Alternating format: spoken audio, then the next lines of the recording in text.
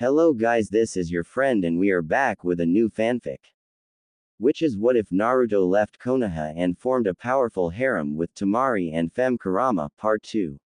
And if you enjoy this fanfic then please press the like button and subscribe to my channel for more fanfic like this and comment for next part. And now let's start the fanfic. Kiba stepped forward as the clone smirked. Shikamaru went to speak, however the clone already did what it needed to do. It gave Kiba the finger and dashed in the opposite direction. Get back here you bastard! Kiba roared. Kiba then chased after him, however he should have known he was walking right into another trap. A few moments later more explosions were heard, soon after the clone came back with Kiba's unconscious body. They were glaring at him as he dropped the body by Hinata's. Why are you doing this Naruto? Shikamaru asked through gritted teeth. No one tried anything. They knew if they did try anything, something would go wrong and they would be down another member. They had no doubt that Naruto had more up his sleeves. That's very easy to answer Shikamaru. I'm a missing nin with no reason to return to that hellhole. Yet the same village demands that they want me back just because I'm Minato Namikaze's son. They really think that all those years of me being outcasted as the demon fox wouldn't affect my decisions. The clone answered. Asuma finally noticed something was off. You're a clone, right? There's no Samahata on your back. He said aloud. The clone chuckled and nodded. You're right, I am just a clone. That doesn't mean I'm going to tell you where the real one is. The clone smirked. Everyone was silent as the clone continued. I'm here to relay a message, give up and don't try again. If you don't heed my warning, I'll be forced to use more effective methods. The clone said. Suddenly everyone tensed as the clone walked towards them, suddenly it poofed into smoke and disappeared. I think we should take the kid's offer and leave while we still can. Choji said aloud. Shikamaru grunted, but nonetheless couldn't agree more. They had failed, horribly. He had lured them straight into a trap. I agree, if he was able to fool us this much, imagine what he could do if we pissed him off. Shikamaru added. Asuma nodded and looked around the area. Naruto really did have them against the wall. If they didn't leave as he told them to, he would most likely unleash more and they wouldn't stand a chance. Naruto's skill set was too unorthodox and combined with his knowledge of pranks, it only made it stack in his favor. Okay, everyone pick up someone and let's head back. Asuma said aloud. Everyone nodded and picked someone and hoisted them on their shoulders. Soon they all arrived back on the road, however they stopped and turned around when they heard someone drop behind them. It was Naruto, and it was not a clone. The four of them were shocked to see his new appearance, it made him look intimidating.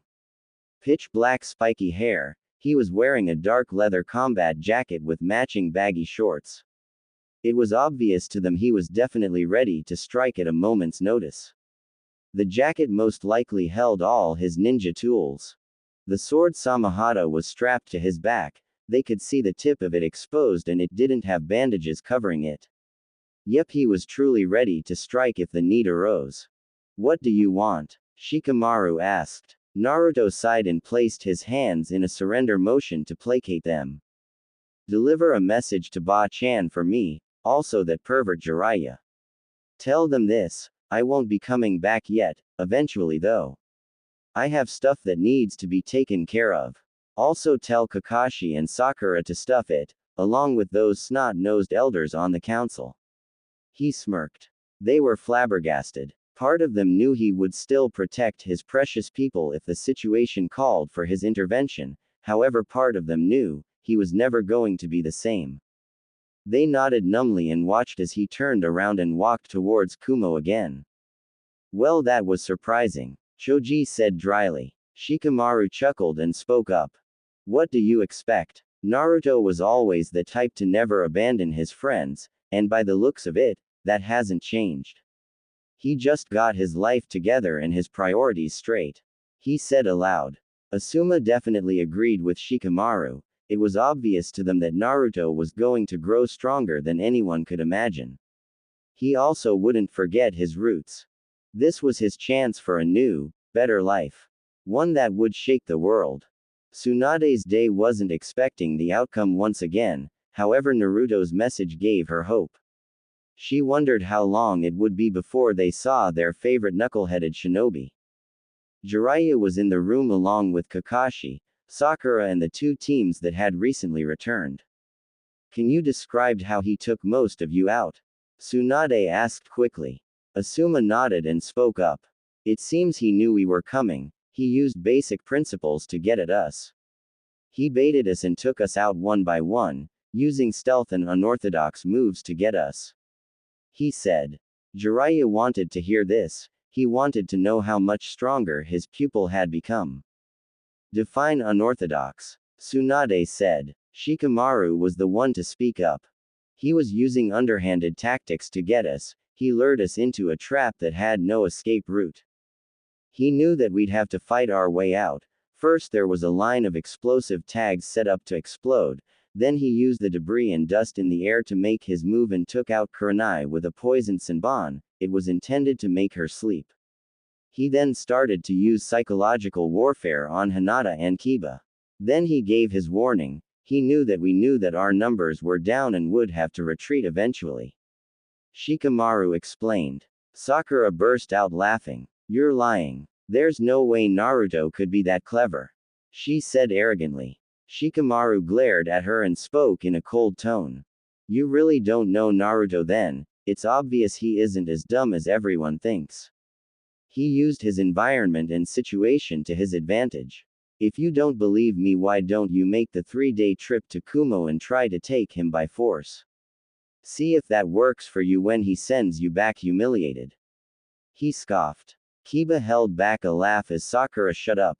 Kakashi just shook his head at his student's lack of ability to see the truth. Any idea when he would return? Jiraiya asked aloud. No one had an answer. Asuma was the one to speak up. He said he'd do it eventually, after taking care of some stuff first. However, who knows how long that could be? He shrugged. Tsunade sighed. She just had to hope that it would be soon. Okay then, you are free to go. Jiraiya, I have a mission for you though. She said suddenly.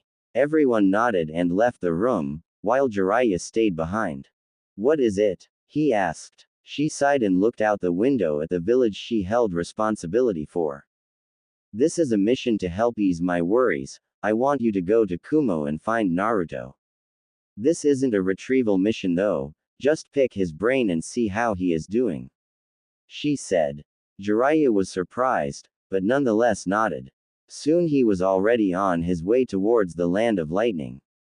Scene break. Kumo. Naruto found himself walking in the Raikage's tower currently. Darui instantly noticed him and walked up to him. He got a lot of odd looks and some cautious. It seemed that word spread about him. I take it you dealt with them? Darui asked. Naruto nodded. Darui gave a nod and turned around and motioned for him to follow him. Soon they were back again in the office of the Raikage and everyone was present again. The Raikage smiled at seeing the kid back. It seemed this could work out actually. Now that you're back, let's rough out the edges a bit of our deal. He said. Naruto nodded and listened as he continued. Let's get a few things right. First, you want the option of asylum if the need arises in your travels. As a freelance mercenary, you would work for Suna, Konoha, and Kumo. For your support if we need it, you want training in Kenjutsu and one Raiden Jutsu. He clarified. Naruto nodded as those were the terms. The Raikage nodded and continued. Asylum isn't a problem, so that one is cleared. As a freelance mercenary, we need a way to communicate. You said the Kyuubi would grant you a contract for foxes. That one is cleared. Now about training, we can train you in Kenjutsu. One Raiden technique is fine too. These are the terms listed. Do you have any problems? He asked for clarification. He knew Naruto would say yes, however he needed it for the paperwork. Naruto nodded and the Raikage smiled and stood up. Well then, I have to say it will be a pleasure working with you, Naruto Uzumaki. Now on to a more personal matter. He said suddenly. Naruto blinked and listened as he continued.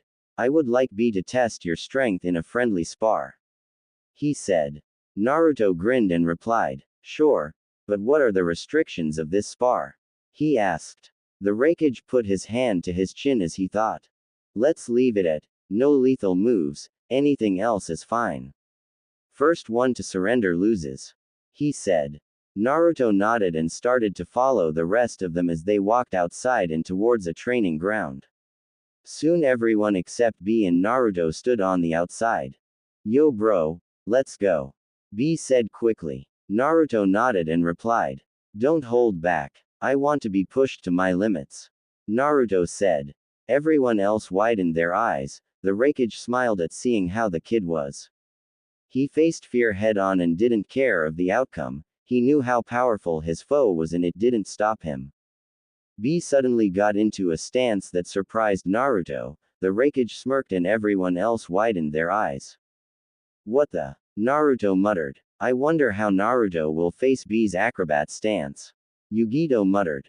Everyone else wondered the same thing. Keep your guard up. This won't be an easy fight. This is a pure test of your skill. There won't be any chances for you to deceive and ambush your opponent. The Kyuubi said suddenly. Naruto nodded and charged. He was testing the waters to see how B would react. Darui noticed this and instantly picked up what he was doing. He smiled, knowing the kid could be a very talented shinobi in the future. Naruto didn't know what to expect. If he knew how this stance worked, he wouldn't have charged in foolishly. In a split second, B made a weird move. It was like a dance move. He quickly did a one-handed handstand and his legs moved in a whirlwind motion. Naruto felt his cheek get sliced and the foot of the man kicked him and sent him flying back. What was that? Naruto thought. The Kyuubi was silent for a good bit.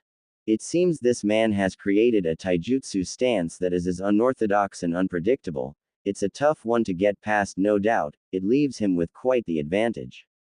If you get in close, he would easily take you down. The Kyuubi said. He was hinting at something. Naruto understood what he had to do now. Everyone watched as he formed a hand seal. The Raikage was watching intently now. It seemed he was making his move. Kage Bunshin no Jutsu. Naruto shouted. Suddenly 12 clones appeared and surrounded B. Darui suddenly got a bit more interested in the fight.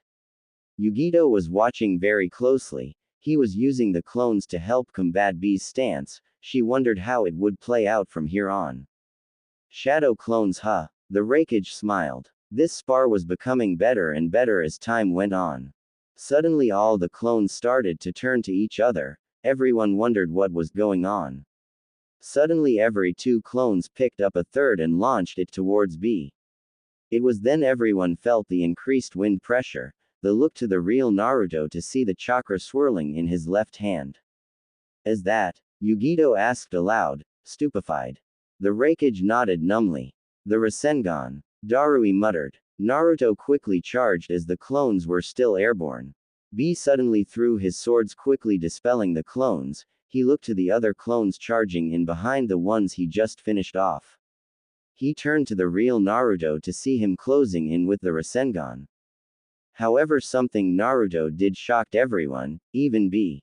He slammed the Rasengan into the ground, kicking up a ton of dust and debris from the released wind pressure. He used the power of the Rasengan to create a makeshift smokescreen. Yugito said suddenly. Darui nodded and looked at the fight unfolding. The kid's impressive, using the basic tactics in a fight to gain an advantage. The Raikage said. Yugito looked at the Raikage in shock. Raikage-sama, those are basics? She asked in shock. The Raikage laughed and explained. The techniques aren't, but the way he used them are basic. First he tested the waters to see how B would react. Then he used his clones to make B choose which one he would let through his defenses. After that he used the Rasengan to destroy some of the terrain to create a bit of a smokescreen like you said. He explained. Yugito stood silent as she watched the battle unfold. Darui was seriously impressed with the kid's practical thinking, no doubt about it. This kid was something else. They might actually be witnessing the rebirth of the Yellow Flash. If this kid continued to impress him, he might just have to take it upon himself to teach him a few things. He was wanting to learn Kenjutsu and a Raiden Jutsu. Show me what you can do, Naruto Uzumaki. Darui thought to himself. Naruto had a window now that made it so he could do something. However, it was short. There was no doubt in his mind that B had something to help him out of this situation. So he had to be fast. He charged in with an extremely sharp kunai. He let his senses guide him. He quickly stabbed B with the kunai in an unknown place, and used it towards his leverage and held on to the embedded kunai and did a sweep and knocked B off his feet. Suddenly the dust and debris cleared, giving everyone a look at the scene. They saw B on the ground and Naruto moving to strike. However, as Naruto went to continue his assault, B turned into a log. Kawarimi. He cursed. He turned around to see B behind him. Yo bro, that was a good move, though it's time for you to prove. He said aloud. Suddenly B jumped backwards and held his right arm up with the fist upwards. Everyone there got wide eyes as they knew what was coming. Raikage-sama, are you sure you're gonna let this go on? Yugito screeched. The Raikage just put up his hand. He stared intently at the battle with hardened eyes. Let's see what happens, Darui said dryly. However, his eyes were watching intently at Naruto. How will you face this, Naruto Uzumaki? He thought quickly. Yo bro, you best dodge, or your head will dislodge. B said. Naruto knew he was going to do something very dangerous. He felt he had no choice to do something equal. Sighing, he knew what he needed to do. He hoped he didn't lose control. Everyone watched as Naruto closed his eyes. It was obvious he was doing something. Then they all felt the demonic chakra. The chakra started to grow as he charged it. Yugito noticed his features starting to change. He's calling on the fox's chakra, she said. Everyone watched closely as the red chakra covered, however he wasn't done yet. Soon the chakra started to liquefy and bubble as it became transparent. They watched as two tails grew and were shocked when he opened his eyes. He got into a pounce position and waited for his moment to strike. It seems that when Naruto goes into his tailed forms, he starts to fight like an animal or beast, making him more unpredictable. It might just help him dodge B's attack. Yugito said aloud. Everyone watched as lightning formed on B's arm and he charged. Naruto ran on all fours to meet him. He jumped just in time to hover right above the arm that was aimed at him. He quickly used his claws to tear at the arm as B rushed by. He dodged the lariat of Killer B, and got a hit in as well. They were impressed, no doubt. B quickly powered down and walked over towards Naruto. They all watched as Naruto closed his eyes and started to regulate his breathing. He kept his mind clear and eventually dissipated the demonic chakra of the Kyuubi. He opened his eyes to see all four of them with smiles. Yo bro, nice spar, you'll go far. B said with a grin. He held his fist out. Naruto smiled and bumped his fist. So it's fair to say this boy has what it takes? The Raikage asked loudly. Everyone nodded. Darui stepped over to the Raikage and whispered something in his ear. The Raikage's eyes widened and looked at Darui sharply. Are you sure? He asked seriously. Darui nodded with a strong face. The Raikage smiled and nodded back. Then I say this, good luck, Naruto Uzumaki. He said to Naruto. Naruto blinked and spoke up. Good luck with what? He asked confused. The Raikage chuckled and replied. Darui has asked personally to train you in Kenjutsu and the Raiden Jutsu you wanted. He said with a grin. Naruto blinked and widened his eyes. He already had a trainer. This was going a lot faster than he thought. Darui looked at Naruto for a second.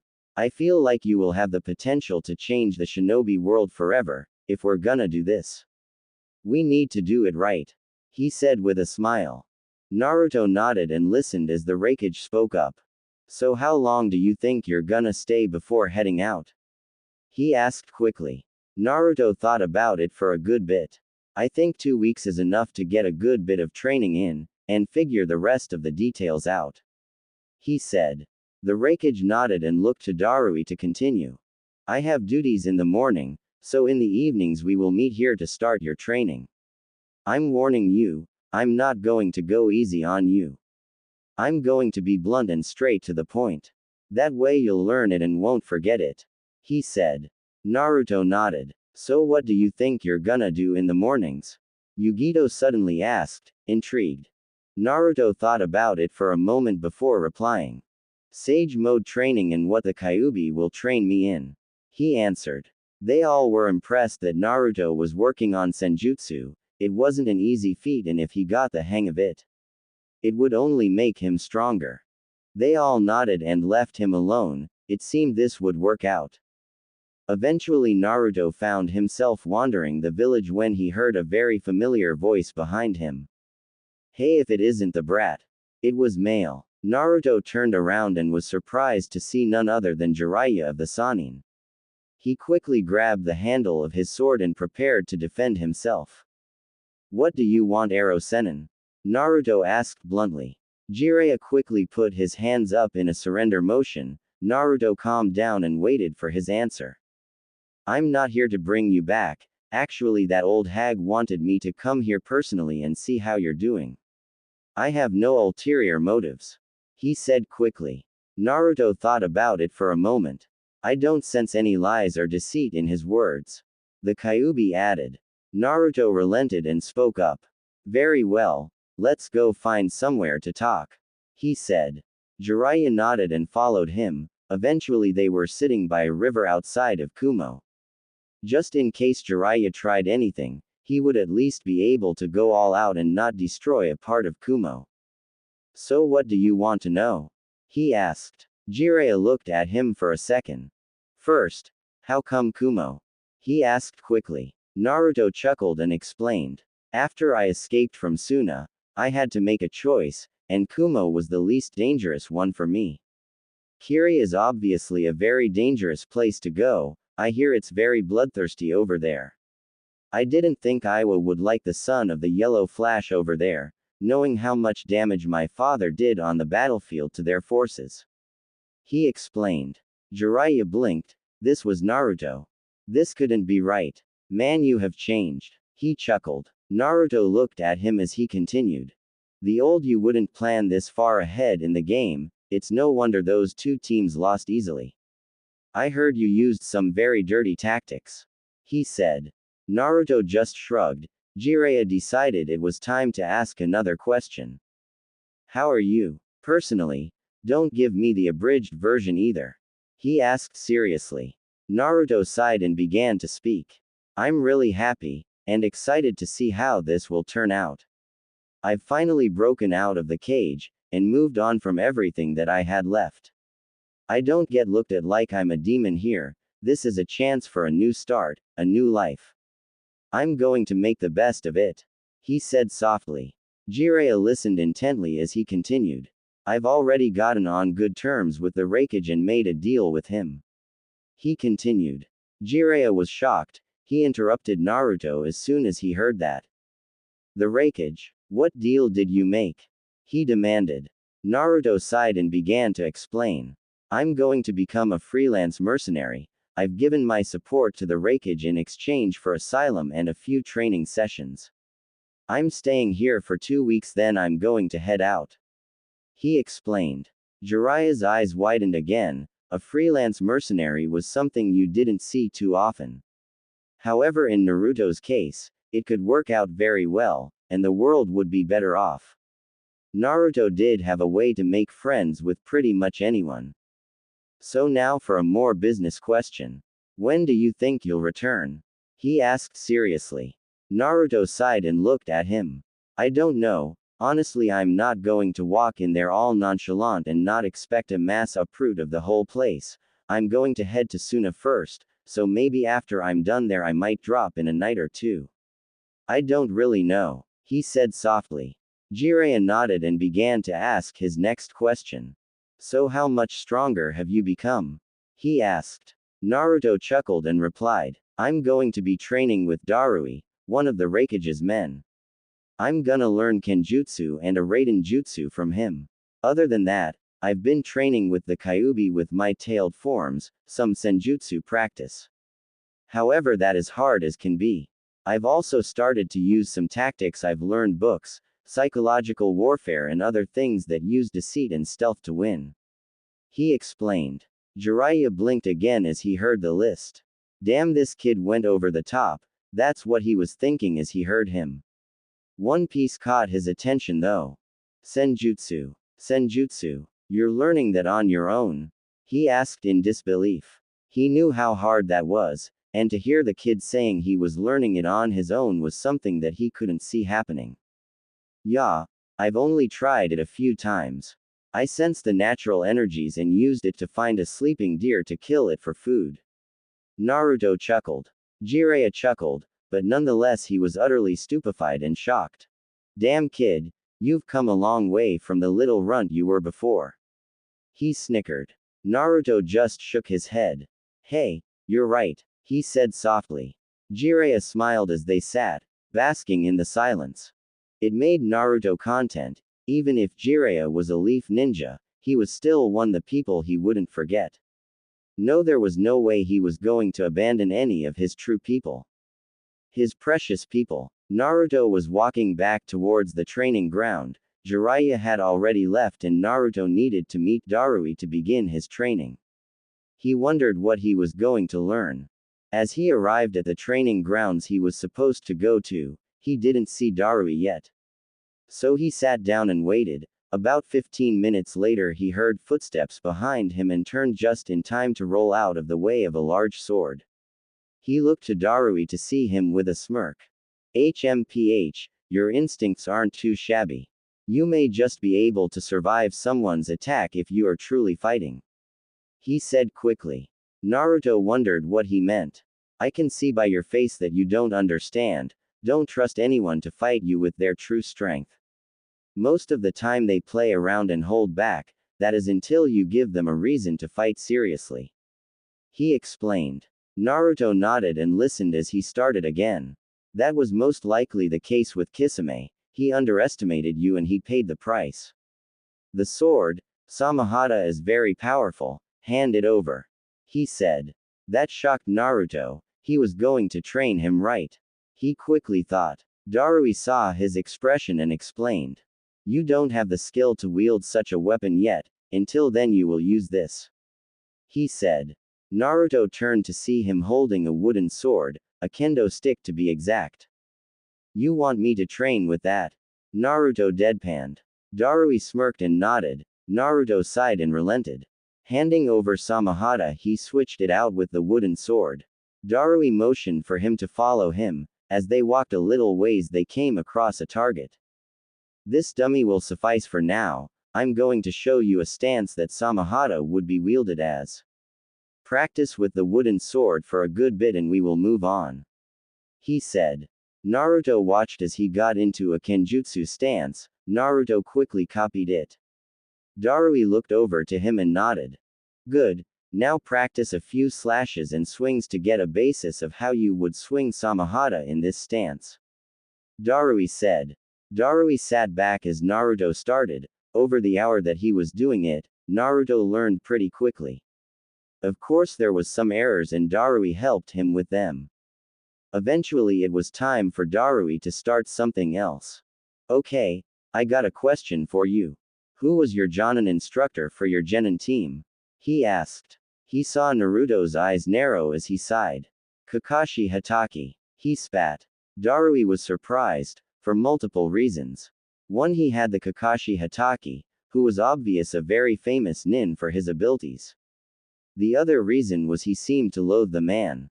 Okay, besides the fact you had the Kakashi Hatake as your Jonin, why do I get the sense you hate every fiber of the man? He asked seriously. Naruto sighed and looked to the skies. He knew it was time to tell his story a bit more in depth.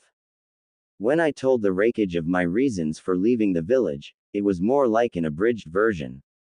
In reality there was a lot more that built up and made me accept the Kyuubi's deal easier. He said softly. Darui was taken back by his tone. He knew now that it was serious. He sat down and listened as Naruto continued. It all started when one of my teammates, Sasuke Uchiha, defected from the village to gain power from Orochimaru. He started. Darui's eyes widened. He knew the name Uchiha. For a member of their legacy to defect to Orochimaru was something very stupid to do. Orochimaru was a conniving bastard who would take advantage of anyone. Also the fact he was his teammate, he knew Naruto had felt pain for what happened.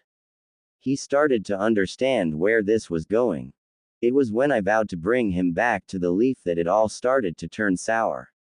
My other teammate, Sakura Haruno, was a little fangirl and begged me to do it. In the end it was Chidori versus a Rasengan that sent us both back to the leaf covered in injuries. In the end both Kakashi and Sakura sided against me, saying I shouldn't have used that much lethal force to bring him back. He explained. Darui was shocked. It was one thing to promise to return your teammate who had already defected, but it was another thing for the same person you did it for to completely turn their back on you. He understood now why he hated the man. Okay, I can see now why you feel the way you do. I won't push any further. Tell me, what did the man teach you? He said suddenly. Naruto shrugged and explained. Nothing much. At the time of the Chunin exams, he ditched me for Sasuke. I was trained then by Jiraiya. Naruto explained. Darui's eyes widened again. Jiraiya. The Sannin. He quickly thought, stupefied. He quickly shook of his thoughts and spoke up again. You learned chakra control, right? He deadpanned. Naruto nodded with a chuckle. Good.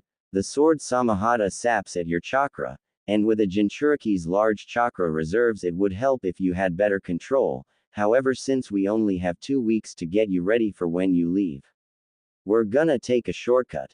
He said suddenly. Naruto raised an eyebrow and listened as he continued. Your shadow clones will transmit experience to you when they are dispelled. So if you had clones work on chakra control exercises, you'd learn it a lot faster. Then we'd have more time to practice Kenjutsu and the Raiden Jutsu. He explained. Naruto nodded and made the familiar hand seal. With a quick shout a whole group of clones appeared. Darui was impressed at the amount. He counted at least 30. It was about an hour later and Darui decided it was time to move on to something new. Okay, it's time to move on, Naruto. I'm gonna teach you a Raiden Jutsu that will help you out. It's a fairly basic jutsu, but with practice and skill it can be very deadly. He suddenly said. Naruto stopped and looked at him. He quickly nodded and listened as Darui continued to explain. It's called Raiden Jibashi. It allows the user to shoot a wave of electricity through their hands. Its power ranges from small surges to larger amounts that can easily incapacitate an opponent if it hits. He explained. Naruto nodded and watched as Darui went through a quick set of hand seals and shot off a short wave of electricity. Naruto widened his eyes. Sure, it was a small wave. However, he knew it could have more applications than what others thought. Okay, now you try. Darui said. Naruto nodded and went through the same hand seals, and sure enough he soon shot off a wave of electricity. It was about an average-sized wave. Good job. Now just keep practicing on what we did today for the rest of the week. After that, we will start to work with Samahata. He said. Naruto nodded and continued to train. Scene break. 2 weeks later. The 2-week period quickly had passed by and Naruto had gotten surprisingly good at Kenjutsu. Darui was honestly shocked at how much he learned in such a short time. Even his Raiden Jutsu was fairly good. Not to mention his combat skills had dramatically improved by a large margin. However, Darui had one last test for Naruto to pass. If he did, then Darui was sure Naruto would be fine on his own. Naruto currently found himself sitting down in the middle of the training ground. He was told to come here a little bit later for some reason. However, he decided to come at the usual time and use it to practice senjutsu. As Naruto sat down on the ground, he started to feel 4 chakra signatures. They were familiar. He turned to see Darui, the Raikage, B and Yugito. They were all here, probably here to see him off. However, a part of him knew there was something else. You wanted to see me? Naruto asked curiously. Darui nodded and spoke up. I have a final test for you to pass. If you do, I have no doubt you will be ready. He said. Naruto raised an eyebrow and asked the obvious question. What test? He asked curiously. Darui looked serious for a moment before speaking up. A sparring match, me and you. Use everything you have. I will not hold back. Darui said loudly. Naruto was surprised, however, he grinned nonetheless and got into a stance. Come at me when you're ready. He said loudly. Darui chuckled. The Raikage got a smirk on his face as he watched Darui walk forwards and get into a stance as well. He truly wondered what the battle would be like, if Darui and Naruto both went all out and didn't hold anything back. B was watching closely, Yugito was doing the same. They all watched as Darui suddenly covered his body lightning and vanished from his spot and charged at Naruto with insane speeds. Naruto only had a split second to duck and rolled out of the way as Darui pressed on him. It seemed Darui was starting off with taijutsu. Naruto had to admit, with the speed he was utilizing, it was very hard to predict his movements and adapt accordingly. It seemed endless. Every time Naruto would dodge, Darui just kept on pressing him onwards. It seems Naruto's only way to counteract Darui's taijutsu is with his own reaction time, however it's not going to work forever. Yugito said suddenly. Both B and the Raikage turned to her. The Raikage turned back to the battle and gave a huff. It seemed she was right, he couldn't dodge forever, he'd eventually slip up and pay the price. The question was, just how would Naruto get past this obstacle? They all thought. Back in the fight, Naruto's mind was going hyperdrive, thinking of any way he could possibly slow or completely stop Darui, so that he could get a chance to launch a counterattack. He only had a few ideas he could try. One, he could match Darui's speed with the Kyuubi's chakra. However, if he did that, he would most likely be using it for a long period of time, which would only drain him of chakra. He needed to conserve every ounce he could. He had no doubt this battle would go on for quite some time. However, he knew it would be the most effective way to stop Darui currently. Darui stopped for a second as he saw Naruto close his eyes and form a seal. He realized what he was doing and watched as the chakra rose around Naruto like a wildfire. The Kyuubi's chakra, Yugito said in awe. The Raikage watched closely as Naruto was covered in the demonic chakra. It seems different. He has no tails. He said quickly. B was the one to speak up. Not tailed state, it's pure chakra innate. He said. Yugito nodded as the Raikage listened to him. I wonder what he is planning. Yugito asked. The Raikage smirked and spoke up. We'll just have to wait and see. He said. The three of them turned their attention towards the battle as Naruto finished summoning the Kyuubi's chakra and was covered, head to toe in it. Naruto wasn't done though. The Raikage was the first to notice it. Is that sparks coming off the chakra? He asked suddenly. Everyone took a close look at it and was surprised to see it too. Yes, I think so, but what is it? Yugito added. B shook his head, he had no idea. I have no clue. Whatever it is has no sense of deja vu. B said quickly. The Raikage smirked and waited to see what Naruto would do. Suddenly Naruto's whole body erupted with golden-orange fire that seemed to roar with newfound life. This was obvious to everyone that it was something he didn't show yet. The Raikage smirked as he knew this was something Naruto hid under his sleeve until the time was right. This was a very deadly combo. Especially with Naruto's trickster personality. The Raikage was seriously impressed by the kid's thinking. He didn't want to show all his cards at once. He had no doubt in his mind that Naruto had more to show. As Darui looked at Naruto now, it was obvious he was a little apprehensive. It only increased his shock as Naruto quickly formed the same hand seal he'd seen before so many times from Naruto himself. Kage Bunshin no Jutsu. Naruto shouted. Suddenly clones poofed into existence, however, they had the same chakra covering them with the fire alight. Darui counted 8 clones currently. He knew Naruto could make a ton more.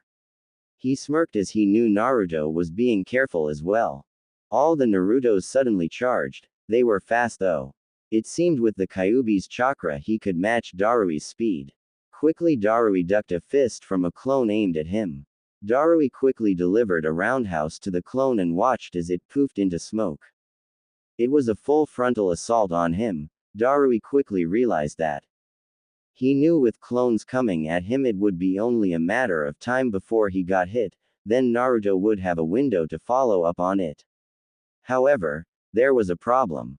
That fire. He didn't know what capabilities it had. It was obvious to Darui that it wasn't a Kaiden jutsu, so that meant that it was very versatile right off the bat. He had to watch carefully. Suddenly 2 clones charged as 2 more follow behind them. Darui quickly took out his sword and sliced through the first one that came near him, however the 3 left circled around him. He was surrounded. Suddenly he felt a large rise in heat. He quickly looked up to see Naruto himself launch a fireball at close range. It seemed whatever that fire was, Naruto had gotten good with it. It was obvious he was practicing quite a bit. Darui had only one choice. He quickly held his sword above his head and blocked the fireball, but he left himself open. That was all that needed to happen, as the clones charged in and delivered 3 punches to him. He grunted as the clones' punches connected. He gazed around to see more clones coming at him. It was time. No more holding back. The Raikage saw what Darui was doing and smirked. He wondered how Naruto would handle that. Darui quickly formed a hand seal as he prepared to use a jutsu. Naruto saw this and instantly felt the rise in chakra. Raiden. Kuropansa. Darui shouted. Suddenly all the clones disappeared as a black lightning formed around Darui and a black panther came charging out towards the clones, eating them up like they were nothing but candy. Naruto quickly dashed back and pulled out Samahata. He quickly unraveled the bandages covering it. Using the sword now, Darui thought quickly. Naruto quickly swung it forwards and the blade curved and struck the panther and easily split it in 2. Naruto, however, knew that Darui wasn't done yet. He quickly got on guard as Darui pulled out his sword too. Naruto smirked as he realized what was about to happen. A clash of kenjutsu. Both of them charged forwards with a ton of speed as a burst of wind erupted from the clashing blades. Each other them pressing hard to gain an advantage. Darui quickly twirled around and tried to sweep Naruto of his feet. Naruto, however, saw what was coming and jumped backwards. While he was midair he let Samahata stretch as it came towards Darui like a spear. Darui quickly rolled out of the way and watched as the blade's tip struck the ground, kicking up a ton of debris. Darui decided to take it up another notch. He gripped his sword tightly and lightning started to cover it. He suddenly charged once again towards the spot Naruto would land. Naruto quickly landed in a crouched position as Darui closed in on him. He quickly fed Samahata the demonic chakra he was using and it grew to considerable size and Naruto charged forwards with it aimed at Darui's blade. Both of them clashed again. However, with Samahata's increased size it made Naruto have more power on his side, versus Darui's lightning-covered sword. Naruto started to press harder as Darui felt he weighed on top of him as he bended backwards. Naruto was easily overpowering him with the sword. Darui made one last effort and pushed every ounce of strength into it and pushed back on Naruto.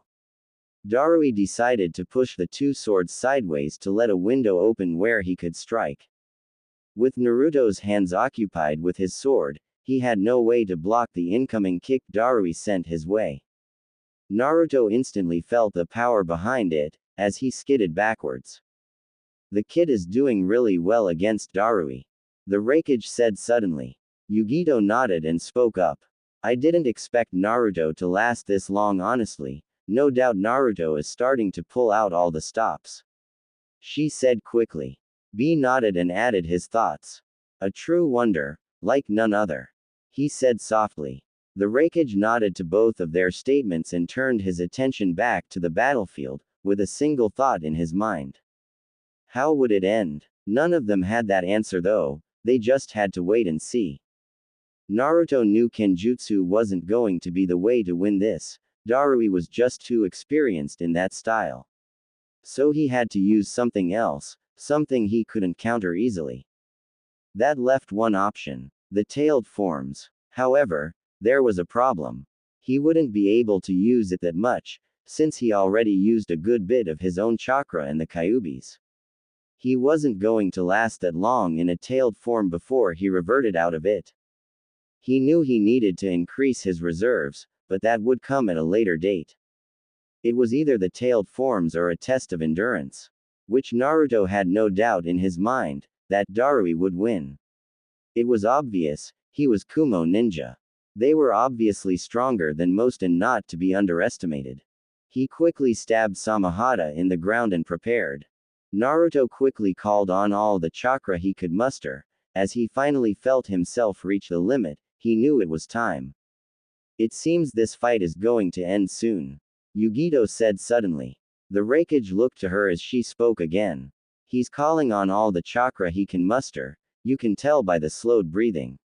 He's almost exerted himself of his chakra, he's going to attempt a last effort to end this once and for all, she said quickly. The three of them looked to see Naruto standing still as his eyes were closed. Suddenly his chakra bubbled and liquefied as three tails formed. As his eyes opened, the pupils were sharper and more animalistic. Darui knew now this was going to be the last attack. Naruto was coming with every ounce of strength he had left. Darui smirked, and knew he had to do the same to match it. Suddenly one of the tails grabbed the handle of Samahata and pulled it out and wielded it. The chakra seemed to make it stronger as it absorbed the demonic chakra slowly. Everyone was shocked at seeing that. It seemed the Kyuubi's chakra could act on its own, without Naruto controlling it. It was a very deadly combo as they realized the possibilities. Suddenly Naruto held out one hand and started to form a Rasengan. This was going to be the end. He was going to make sure of it. Either Darui would have to dodge the Rasengan or Samahata, he couldn't dodge the other though. Naruto was sure of that. It seemed Darui noticed it too, he smirked as he understood the situation. It was good fight. Naruto had already passed. It was time to finish it. Both of them charged, brimming with extreme amounts of power. They both used everything they had left. As Naruto neared Darui, the tail swung Samahata. However, Darui chose to block it with his own sword. The sword would do a lot of damage, however the Rasengan could be contained if he the chance. With his free hand, Darui covered his hand in the black lightning. He was intending to have his free hand take the blow of the Rasengan. With it covered his black lightning, it would take some of the damage. When both jutsus met, it was enormous. Both of them were pushing on each other. However, one needed to give. The Rasengan would explode soon. Darui knew that. It was only a matter of time, and it did. The blast repelled both of them backwards into the ground. The three on the sidelines rushed in to see the damage. They pulled Darui up to see his arm blackened as the Rasengan did more than he thought. Damn, that hurt, Darui muttered. They all chuckled and helped him up. Let's check on Naruto, Yugito said quickly. They all nodded and walked over to see Naruto crawling out of the hole he made. It seemed the chakra cloak absorbed most of the damage. Except for the fact of his chakra exhaustion, he was otherwise fine. Damn kid, you got balls, the Raikage said loudly. Naruto let out a chuckle and stood up. So how was that? He asked Darui. Darui chuckled and spoke up. You're ready, was all he said. Before anyone knew it, they had medical shinobi healing both of them. Soon they were standing at the gates of Kumo watching Naruto's fading image walking forwards towards his next destination. Suna. The journey from Kumo to Suna was a very long one. No doubt about it whatsoever. So there was no point in rushing the trip at all. Naruto was casually walking along the road towards his destination, however he wasn't stupid. He had his guard up the whole time. He wasn't going to let himself get ambushed by him making a foolish mistake. So what's your plan? You can't just waltz into the village and request an audience with the council. With the cage recently dying, there's no doubt in my mind that Suna is on a extreme guard to any deceit or lies. Especially with them knowing about you already, That's what your former teammate and sensei was there for after all. The Kyuubi said suddenly. Naruto cursed as he realized the fox was right. It would be extremely foolish to expect them to believe him that easily, he'd need some proof. He knew it wouldn't be easy though. This time you're on your own, you have to learn to do things like this on your own. Think of it as your next lesson. You need to get them to believe you're the son of the Yondaime Hokage.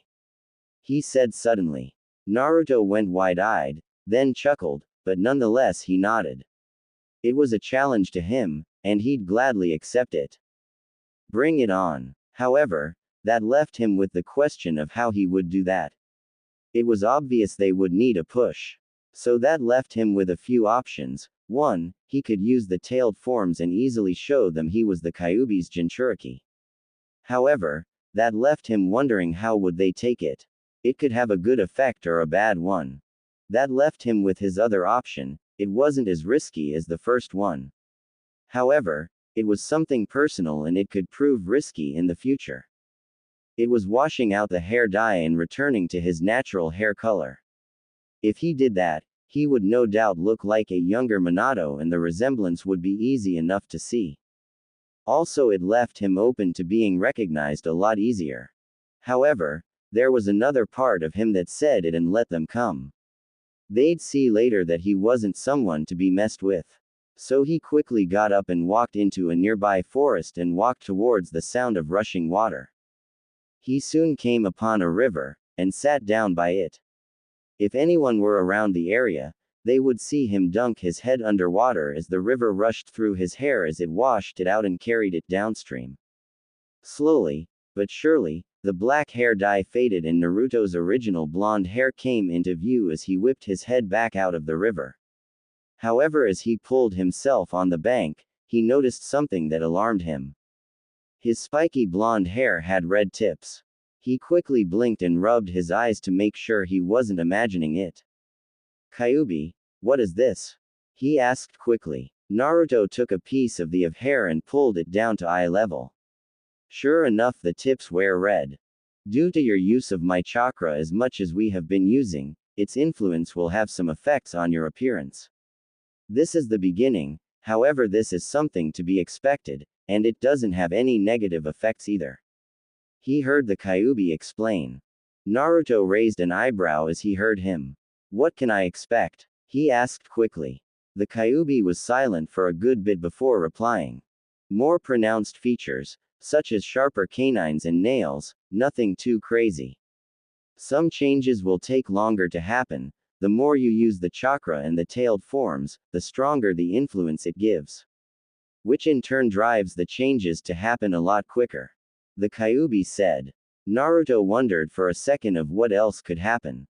I'm not going to suddenly grow a tail or two, am I? He asked quickly. The Kyuubi chuckled and spoke. No, nothing like that. That would only happen if we decided to merge. The Kyuubi said quickly. Naruto looked confused after hearing that.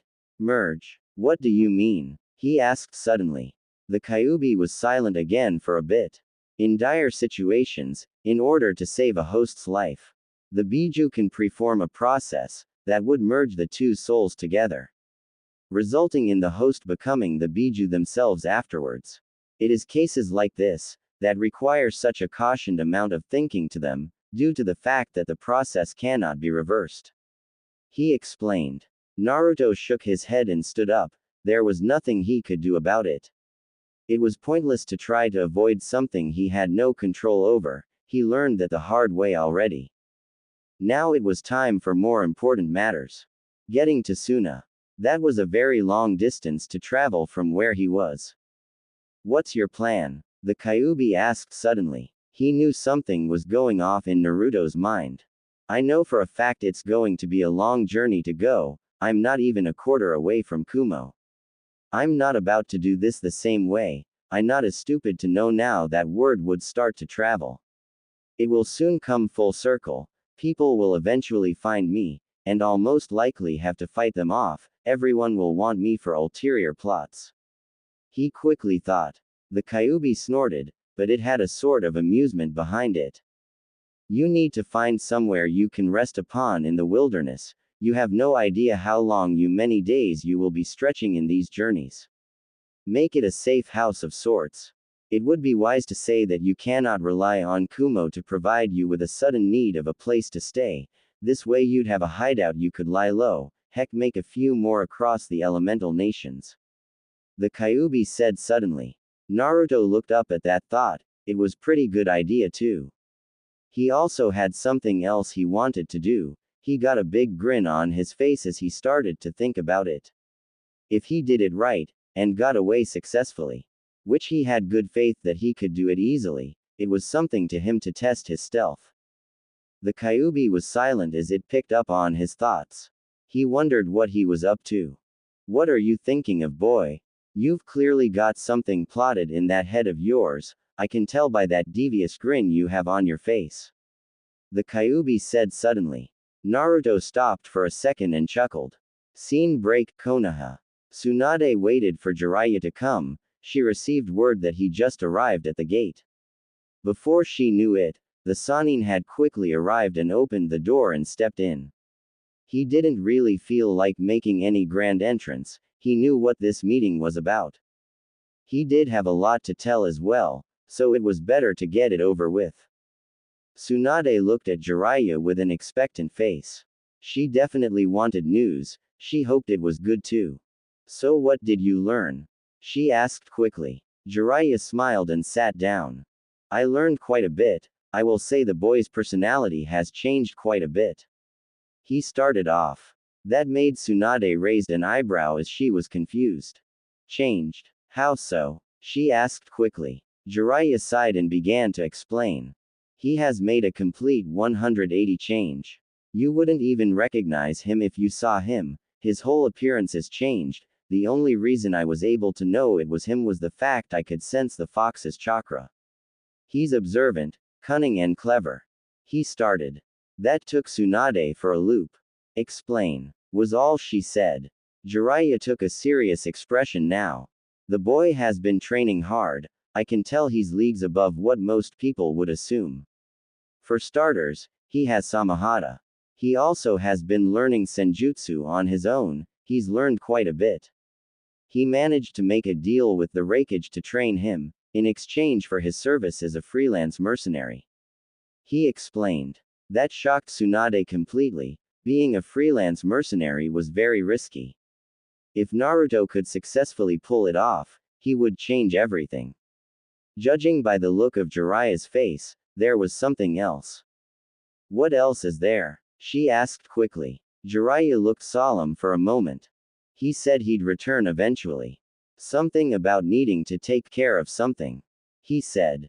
That shocked Tsunade again as she digested his words. Are you sure? She asked suddenly. Jiraiya nodded as Tsunade sighed and had a sad smile on her face. She knew it would be a good bit before she saw him again. Jiraiya had a serious expression as he started to speak. What of the council? How are things going on? There has to be some kind of backlash as the secret finally reached the public. He said quickly. Tsunade sighed and looked at him. The council is demanding I try everything I can to bring him back, however, I know it is best to leave him be. We can't risk antagonizing him. If he was smart enough to defeat Osamu's and Kurenai's teams with an ambush, imagine what he will be able to do that a few weeks ago. Imagine a few months or a year, he surely wouldn't hesitate anymore. She said softly. Jiraiya put his hand to his chin as he thought about it. Any of the conniving little bastards try anything? He asked suddenly. Jiraiya knew how the people viewed Naruto, his image among the populace wasn't good. There's one I might have a problem with, Danzo, he would be the most likely to act on his own. Knowing his moniker of Shinobi of Darkness. She said suddenly. Jiraiya scowled at the mention of the man, he knew all too well what the ex-commander was like.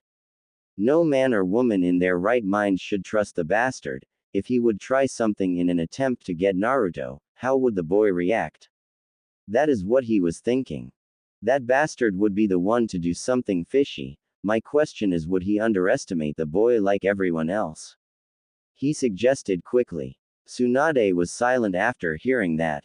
If Danzo does let arrogance and pride blind him of the situation, he will most likely regret it. She said quickly. Jiraiya nodded and knew it was true. Danzo wasn't someone to act without hesitation or rushed thoughts. He was decisive and cunning. He probably heard about the two teams' failures and realized Naruto was suddenly growing stronger. Soon enough, that he would be able to stand against him, if the need arose. Boy, would that be a sight to see. Naruto was surely growing beyond anyone's perceptions of his strength. That fact was proved alone with his change. There was no doubt in his mind that they would soon be seeing the rebirth of the Yellow Flash. He had no idea just how true that statement really was. Is Root still active? Jiraiya asked suddenly. Tsunade was silent after hearing that. Any shinobi with a single brain cell regarding Konoha's history knew that name. It was officially disbanded by Hiruzen during his position as third Hokage. However, there are some reports and questions stating it continues to operate hidden. Danzo is still most likely the leader of it. She said softly. Jiraiya groaned as he heard her statement. It was most likely true. He knew how conniving and shady the man was. After all, he wasn't known as the Shinobi of Darkness for nothing. That was a fact, simple as that. He decided he would need to keep a closer eye on him with his spy network to see what was going on. Well, I'll keep an eye on him with my spy network, you should do the same. I'll let you know if I find anything, or if Naruto does something new. He said suddenly. Tsunade nodded with a sigh and watched as the Sannin vanished with a shunshin. She then leaned back in her chair as she sighed with contempt. Her day wasn't over yet. No, not by a long shot at all. She still had to meet with the council, and she knew it wasn't going to be pretty. It was time to show them who really held the power in the village. Before anyone knew it, she had left the Hokage Tower and started on her way towards the meeting place. She mentally prepared herself for what this meeting would entail. She knew without a shred of doubt that it would definitely get heated at one point. She soon found herself pushing open the doors to the meeting room. Inside the room was a small table with 4 chairs. The meeting with the civilian council was about to begin. Danzo, Homura and Kaharu were all waiting for her to arrive. Welcome, Lady Tsunade, Kaharu said in a snide tone. It was obvious to Suand that the woman didn't like her very much and disagreed with her actions towards Naruto. It was a well-known fact that most of the elders in the village still didn't like Naruto and saw him as the demon brat. She knew now, with his heritage revealed, things were going to be very different. However, she knew they wouldn't get anywhere. I assume we all know what this meeting is about, so let's get straight to the point. Tsunade said quickly. The rest of them just huffed or scoffed at her statement. Why'd you hide the boy's lineage? Homura asked quickly. Tsunade scoffed and spoke up. This whole village hated Naruto for being the Jinchuriki for most of his life. I wasn't going to jeopardize his situation anymore by revealing his true parentage. You seem to forget the fact Minato sealed the Kyuubi in his son. It would only be more harmful than good. She said swiftly. Danzo scoffed then chuckled. Yet, he had acted on his own will many times. What did that prove? We know the brat was able to survive on his own. He said loudly. Tsunade glared at him. Kaharu decided to speak up. Let's get past the trivial stuff. We must get him back to the village. What have you done to try to get him to return? She asked quickly. Tsunade laughed loudly. Oh, you're mistaken. I'm not going to do anything. She said in a mocking tone. Homura glared and shouted out. Why not? You know the power the boy has. Combined with his heritage, he will only grow further. He slammed his fist on the table as he raged. Tsunade shook her head and glared at him. He left on his own accord, and you seem to forget the fact the village despised him for the longest time. You really think he'd return? I'm not going to strain any relationship I currently have with him by trying to force him to return. That would be foolish and would only push him further away. She said loudly. Their eyes widened as they heard her tone. It was one of finality. Nothing more to be said about the matter, or there would be consequences. However, Tsunade knew they would still push her. You say this, yet you know the gravity of the situation. Word spreads fast throughout the elemental nations, he's technically up for grabs for anyone. Danzo said quickly. Tsunade smirked and spoke up. We both know what you want, Danzo. You want a weapon that is effective without question. You are right when you say I know of the gravity of the situation, however, I know more than you. Word does spread fast, and I can personally assure you that Naruto's situation is out of our hands. Nothing we do can bring him back. She said loudly. The three of them narrowed their eyes. What do you mean? Koharu asked quickly. Tsunade chuckled and began to prepare to drop the bomb on them. She knew, however, that she needed to be careful. Danzo was more likely now to try something, so she had to be careful and not give him anything to go on. I had Jiraiya travel recently to Kumo, where we know Naruto was currently. His mission was a personal one, to gather info and report back to me.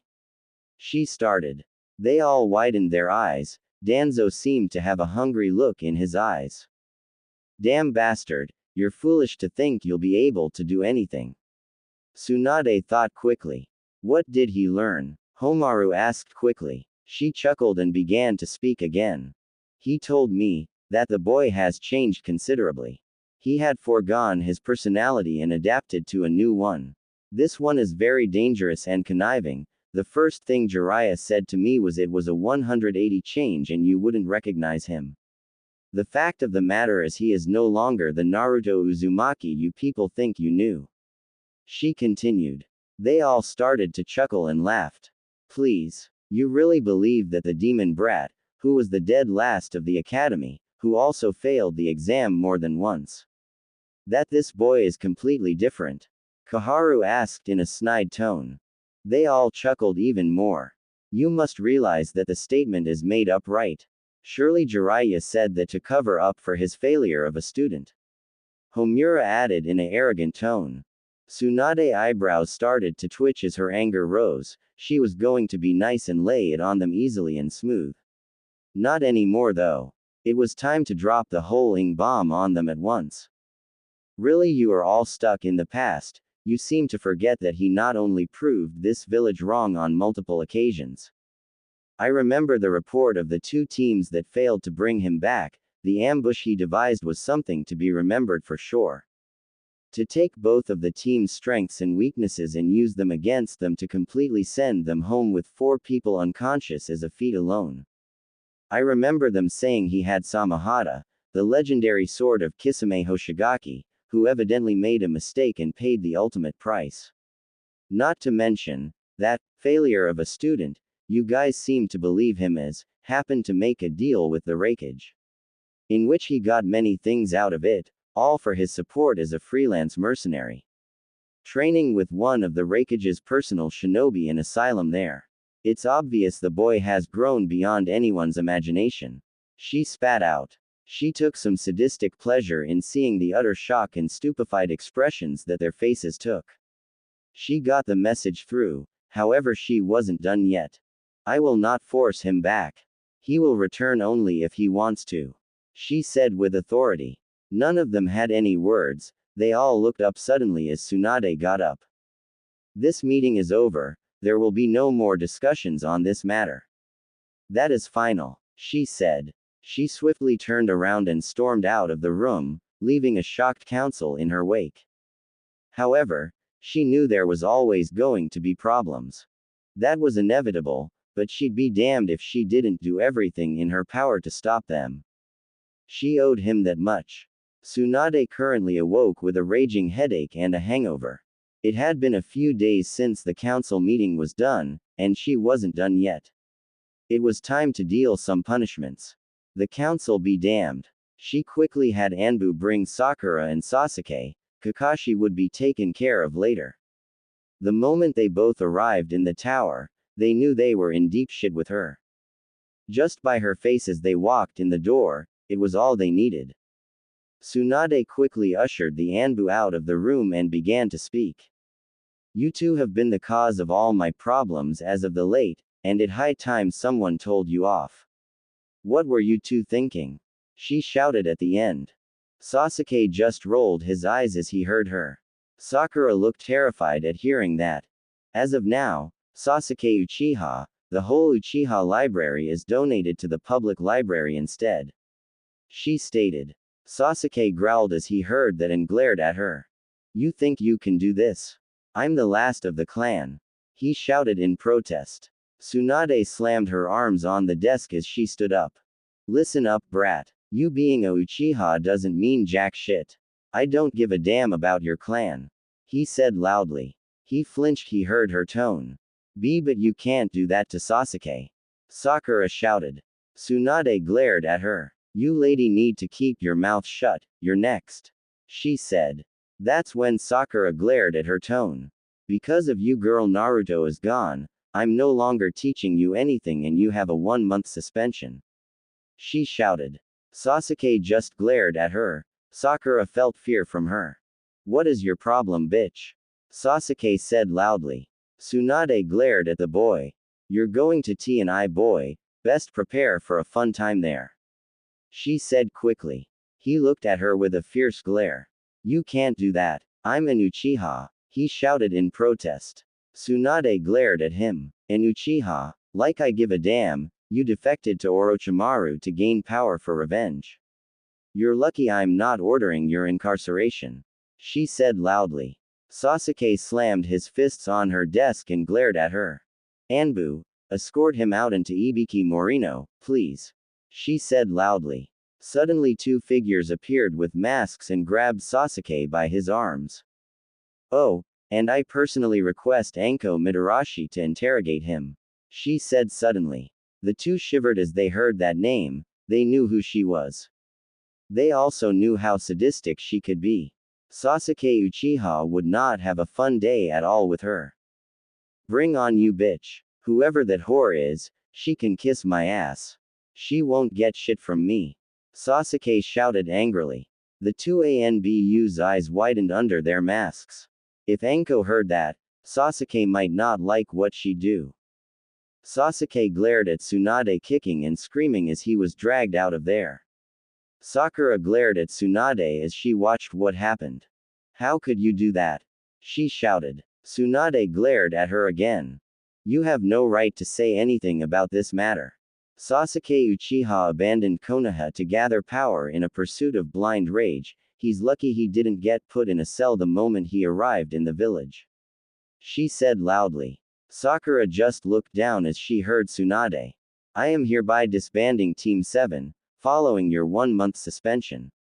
You, Sasuke and Kakashi might get a second chance. She said. Sakura looked up at her with tears. Why am I the one getting the punishment? She screeched. Tsunade shut her up with her glare. You're not the only one, Sasuke will have more done later to him. Kakashi isn't even here yet for me to discuss his punishment. She said quickly. Sakura looked at her and went to speak up, however, she was cut off by Tsunade. That is all. There is nothing more to say, you have been warned. Any further disobedience will result in more severe punishment. She said loudly. Sakura gulped and nodded meekly, she quickly scurried out of Tsunade's office. Back inside, Tsunade sighed as she prepared for the next part of her day. Anbu, she called. Suddenly 2 masked guards appeared and bowed before her. Hokage-sama, the leader of the 2 said. Tsunade sighed and began to speak. Bring me Kakashi Hatake, she ordered. They both nodded and vanished in a swirl of leaves, already on their way to complete the order. Before she knew it, Kakashi was standing in front of her. Ma, what's with the long face Tsunade-sama?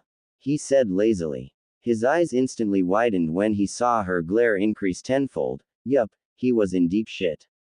He instantly straightened up and spoke in a respectful tone. Lay it on me, I know this is about punishment for the incident with Naruto. So let's skip the bullshit and get straight to the point. He said suddenly. Tsunade was a bit surprised by his sudden change in tone, he knew what this was about. That was good in her mind, however, She wasn't about to cut to the point and deliver his punishment. No, he needed to be thrashed a bit. You're damn right it's about that. Now, before we discuss your punishment, would you like to explain why you thought it was a good idea to criticize Naruto in making a decision that saved his life? She said suddenly. Kakashi was obviously not expecting that to come first. He sighed as he knew he wasn't going to get off that easy. I know I had no right, however, he used a Rasengan that was powered up by the Kyuubi. Sasuke could have died as well. It's my job as their sensei to instruct them, whether it's right or wrong. He said. Tsunade chuckled, then spoke up. You were their sensei, she said. Kakashi blinked and spoke up. Excuse me, he asked confused. Tsunade glared at him and began to explain. As of now, what's left of Team 7 is disbanded. Sakura is on a month's suspension. Sasuke may never become a shinobi of the leaf again. It all depends on how these next few weeks play out for him. She started. Kakashi started to feel a gnawing sense of impending doom. As for you, since you deemed it necessary to barely teach Sakura or Naruto anything, in favor of the brat Uchiha, you are hereby ordered to help Iruka Yumino in teaching at the academy for 1 month. She dropped the bomb. Kakashi's face quickly grew into an expression of pure horror. It was obvious that he clearly wasn't expecting her to say that at all. He couldn't believe what he heard from her. What? He sputtered out. Tsunade smirked and began to speak again. You heard me, and you better not even be late once. If you are, well, you might find those precious books of yours burned to a crisp. She said. Kakashi started to sweat badly. He knew when he was beaten. The look on Tsunade's face told him that much. She meant business, and no bullshit. Fine, you got me, I'll do as you say. He said quickly. Tsunade smirked and spoke again. You're damn right you will. Now get out of my sight. She said quickly. He nodded and vanished in a shunshin. She quickly called the Anbu again. Before she knew it, they had left and Iruka had appeared in her office. Hokage-sama, he asked confused. She sighed and began to speak. You're not in trouble. I called you here to inform you of a recent event. She said. Iruka's face grew somber as he realized it had to do with Naruto. What recent event? He asked quickly. Tsunade sighed and started to explain. With the recent incident with Naruto, I had recently delivered some punishments. Kakashi Hatake has been ordered to help teach you at the academy for 1 month. I made sure he wouldn't be late either. She said. Iruka was instantly surprised, and a little worried. Are you sure it's a good idea to have him teach? He asked suddenly. Tsunade shook her head and spoke up. Not necessarily. I think he just needs some humiliation. Hopefully, after this he will learn to not repeat his mistakes he already made before. She said. Iruka nodded after hearing her. Very well, I'm sure it will be fun to have him there for a good while. He said. Suddenly an Anbu barged into the room. Tsunade glared at the masked person who entered the room. Why have you interrupted me? She asked seriously. The Anbu cleared his throat and spoke. There is a problem, Hokage-sama. He said.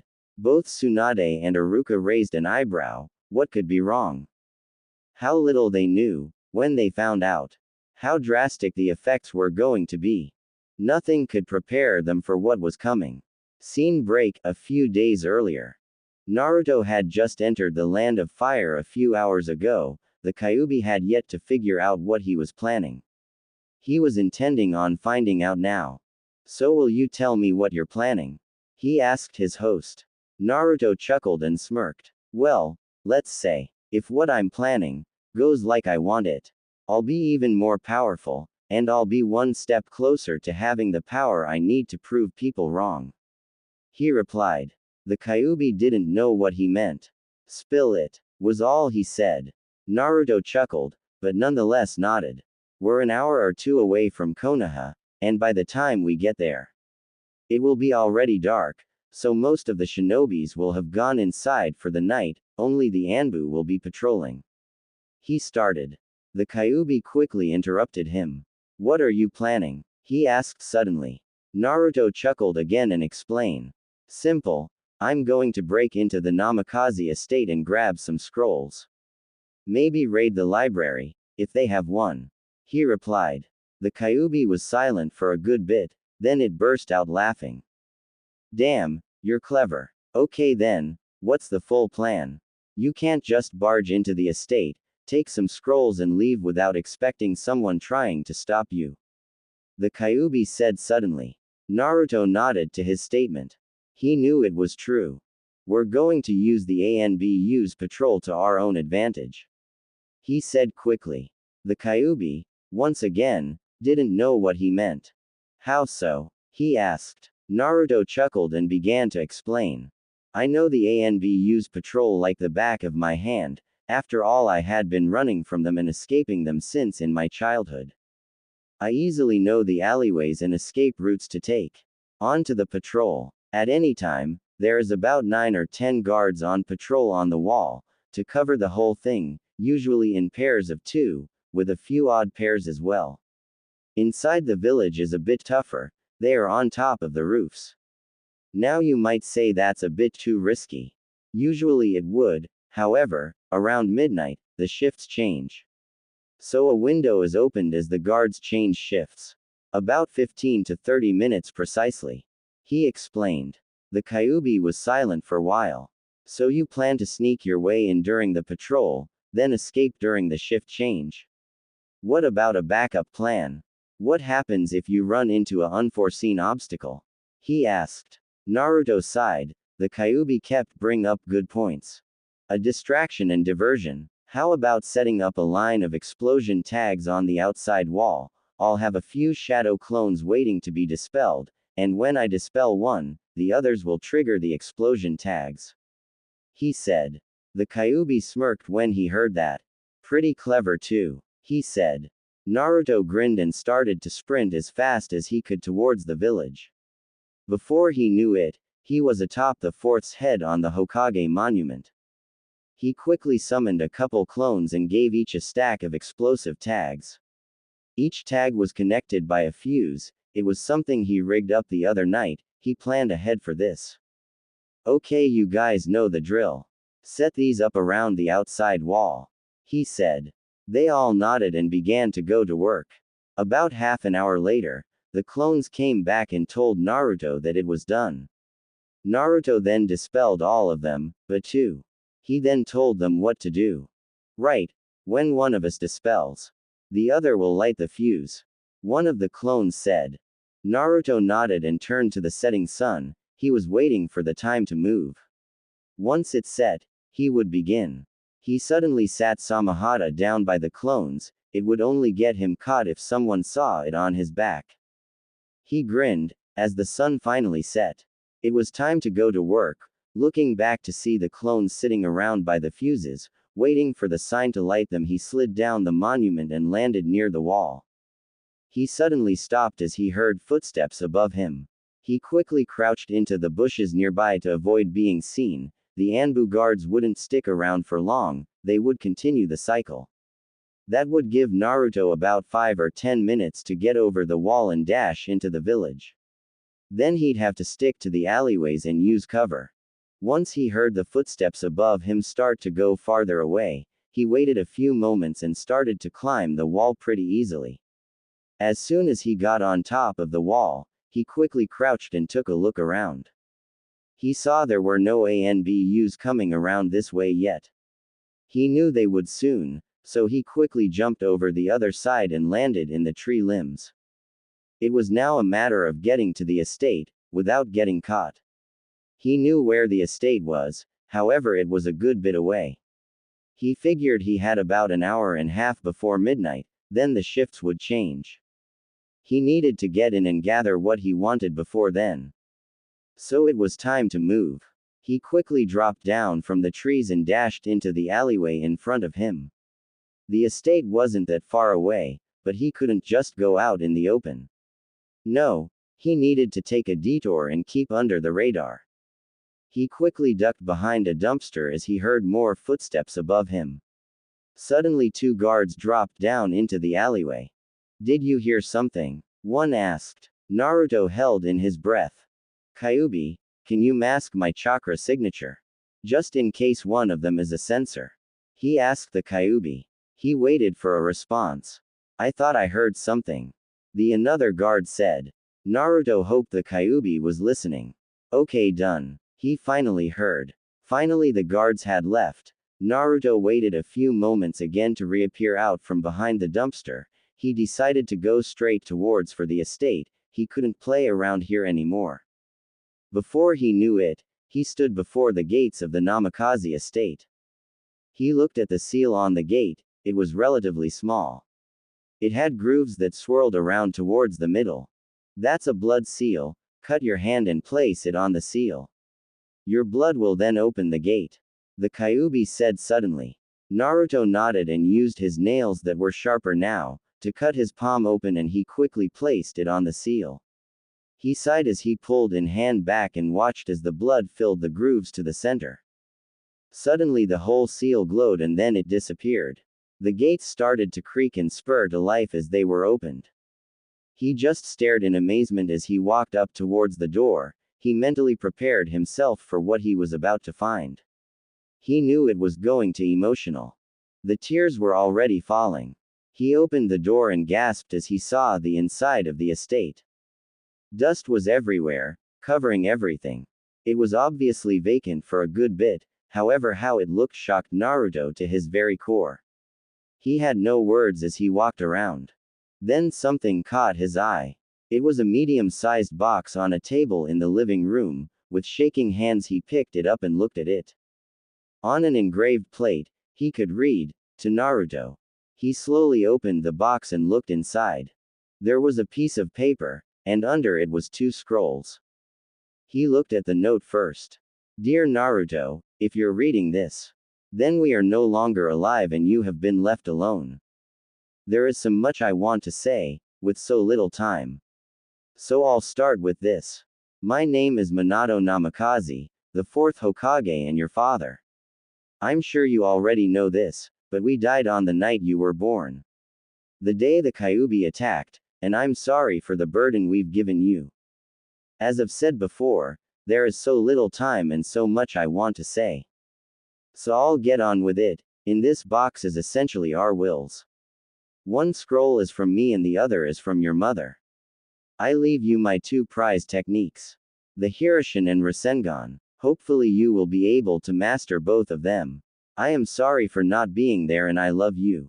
Naruto had tears spilling out from reading the section from his father. He already knew the Rasengan, but the Hirishin. That was something completely different and equally challenging to learn. His eyes rested on the next portion of the letter. The part from his mother. Hello my son, this is your mother. I'm terribly sorry I'm not there to see you grow up. As Minato said, there is little time. My name is Kushina Uzumaki, a member of the Uzumaki clan of Whirlpool, or better known as Uzushio. I would have loved to be there as you grew up and actually been a mother. I know your life must have been a harsh one and the Kyuubi must have most to do with it. We both are terribly sorry for what you have been burdened with, and we hope you can forgive us. In the scroll I gave you, is my knowledge in seals. I hope you can go farther than both I and your father ever hoped. We both love you and wish you a wonderful life. Love, Minato and Kushina. Naruto finally broke down as the dam shattered and the tears flew out like a river. Eventually, after 15 minutes, his eyes were dry and he was standing up, breathing slowly. I will make you guys proud. He said loudly. He didn't have to think about it, he would. He decided it was time to leave. What they gave him was good enough. He took the 2 scrolls and the letter and put them in his jacket pockets and walked out the door. Turning back around, he looked at the estate one last time. As soon as he got on the road again, he started sprinting towards the wall again. He was ready to get to Suna. However, he heard someone behind him. Stop. It was a female. He turned to see a Anbu member. However, the mask was familiar. It was Neko. His eyes widened as he looked at the girl before him. Who are you? She asked. It was pitch dark, so she couldn't see his face. He didn't answer. He had no doubt. She could tell it was him by his voice. Not answering, huh? I guess I'll force it out, she said loudly. She quickly pulled out her sword and went into a stance. Shit. Without Samahata, this wouldn't be easy at all for him. So it was time to improvise. No doubt, the moment he unleashed some jutsu, more guards would be here. So now it was time for the distraction and to take care of her. So, he dispelled a clone. The other knew what to do. Suddenly a large amount of explosions rocketed to the sky and Naruto knew that was enough. Neko was momentarily distracted, and he took that chance. Raiden. Jaibashi, he said. A medium-sized wave soared towards Neko. It gave Naruto a chance to follow it up. He quickly started to form the familiar jutsu that everyone knew. He ran towards her and aimed it at the ground. Rasengan, he shouted. The Rasengan smashed into the ground, kicking up debris and dust, giving Naruto some cover. Before Neko knew it, a kick had sent her flying into a nearby wall. Fading into unconsciousness, she heard a soft voice right next to her. Sorry Neko, I had to do this, he said. She knew who it was. Naruto looked back to see the dust clouds from the explosion tags in the air. His distraction would give him a bit to get out and regroup with his clone. He started to sprint in the opposite direction of where the explosions were. His plan was complete. He got what he wanted. It was time to go. Tsunade didn't know what to expect. They were still trying to figure out who was being a string of explosions a few nights ago. It was weird, they were placed at points that no casualties would happen. So when an Anbu rushed into her room, her thoughts were brought back to that night. Why are you here? She asked. The Anbu was panting, she could tell, even if they had a mask on. Yugao Azuki has woken up, they said suddenly. Tsunade widened her eyes after hearing that. Yugao was found unconscious shortly after the explosions were detonated. She was lying in an alleyway near the Namikaze estate. She had been asleep for a few days afterwards. Tsunade nodded and instantly got up and walked out, leaving Iruka, who knew Tsunade had more important matters to attend to. Before she knew it, she was already in the room with Yugao. There was also a squad of Anbu to watch over her. Can you tell me what happened? Tsunade started out. Yugao nodded numbly and began. I was patrolling at night, and as the night continued on and my patrol did as well, I was near the Namikaze compound when I saw someone who was near it. They looked like they just came out of it. Since it was open, I figured they were the one to get inside. I went to intercept, and that's when a fight started. She started. Tsunade narrowed her eyes. She knew about the Namikaze estate being broken into, but that was nearly impossible. It had a blood seal on it. Shit. Guards. I want all of you to search the nearby areas of the estate, look for signs of where they were going, Tsunade said suddenly. Yugao looked at Tsunade suddenly. Tsunade waited till the guards disappeared to speak up. You realize who it was, do you? She asked rhetorically. Yugao nodded. I heard his voice before I fell unconscious, it was him, she said. Tsunade sighed and rubbed her temples. Naruto had just made a mess, and she had to clean it up. Well, this is now a serious problem. I know that he used those explosions most likely as a distraction, as you probably became an obstacle in his plan. This won't go easy with the council. I have a feeling it will be a long week, Tsunade said suddenly. Yugao knew that was true. She knew things were going to get very tense soon.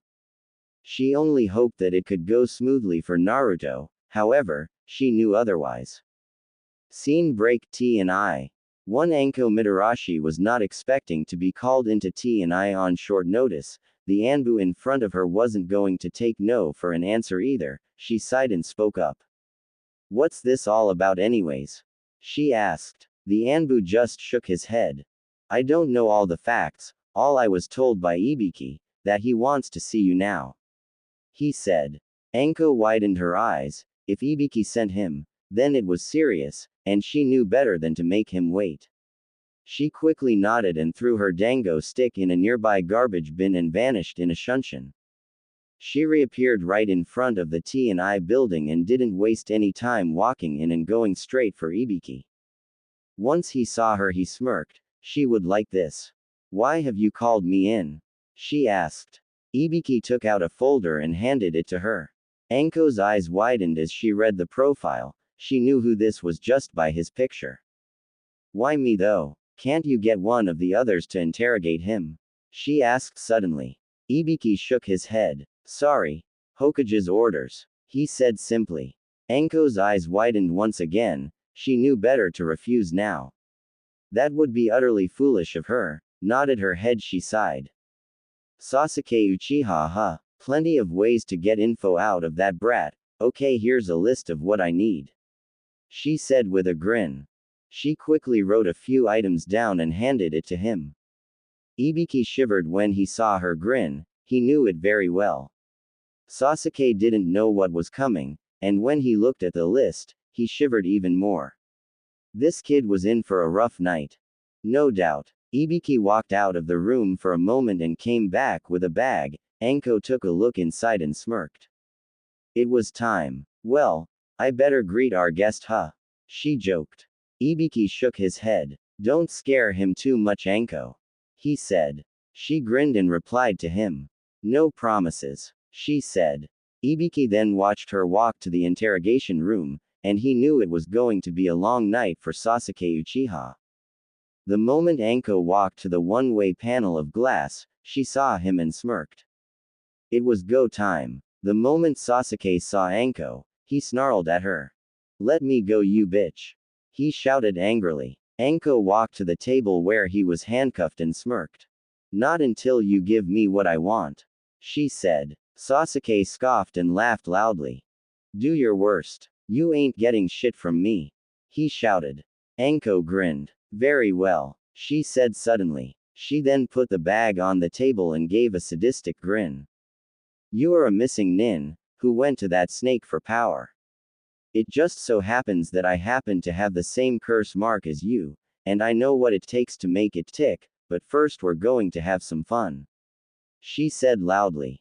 Sasuke's eyes widened as Anko dug in the bag and pulled out a set ninja tools. They were standard order. However, they seemed to be a bit different. They were rusted and dull. Anko picked out a senbon and held it up. The tip was all black, as if it had something coated on it. You see this? This is my favorite little concoction, a little nausea and a special poison I created, she said with a grin. Sasuke's eyebrow rose as he heard her. What special poison? He asked. Her grin went full blown, and sent shivers down his spine as he saw it. The human body's pain receptors are responsible for transmitting a signal to the brain, which makes you feel it. This little poison amplifies it, giving it hypersensitivity. Everything you feel will be 10 times worse, she said loudly. Sasuke's eyes widened as he heard her, and he struggled against his bonds. That was a very cruel method to start off with. Before he knew it, she was behind him. Let's try this out, shall we? She whispered in his ear. He screamed as she stabbed him in the back of the neck with it. It seemed she was just getting started. Scene break, with Tsunade. Tsunade knew to expect this. She currently found herself sitting in a room with all the clan heads and the civilian council. They weren't going to go away either, and she knew she couldn't protect Naruto. Everyone had their own opinions and it was giving her a headache. Everyone calm down, she shouted as she slammed her fist on the desk. Shikaku looked at Tsunade with a serious expression. He knew Naruto was like a son to her. However, that didn't dispute the fact that he caused quite a havoc in the past few days. It was time to do something. Something needed to be done about it. What are we going to do then? He spoke up. Tsunade looked to the Nara and sighed. She realized he was right. Get his head on a pike, Haruno shouted loudly. She flinched when she felt killing intent directed at her. Ms. Haruno, I know you have mixed feelings about Naruto, like most of the elders here do. However, I will not take kindly to insults to the child, he is too important, anything we do, will no doubt only provoke him further. She said suddenly. Inoichi decided to speak up. Yes, that is true, but the past few days have caused quite a stir, something must be done. He argued. Tsunade sighed once again, she knew she couldn't protect him now. Fine then, how about this? We give him a 25,000 ryo bounty to be captured alive and returned to Konoha. This may give us a chance to bring him back. She said suddenly. She didn't like doing this, but she was in a tight situation now, and she had no choice. However, she knew this would only push him farther away. It seems like a good idea, but we know he won't come willingly. Shikaku said suddenly. Inoichi sighed and looked at his friend. You are right when you say that, but something must be done. We can't sit still and let him get away with this. He countered. Tsunade thought about that for a moment. How about this then? I have information from Jiraiya that he is aiming to become a freelance mercenary, and that he will eventually return to Konoha one day. Shikaku is right, if we provoke him, we may lose any alliance he might offer us in the future. I say we send Jiraiya again towards him and make him pay his debt, whether it be mission to help Konoha, or something along those lines. She suggested.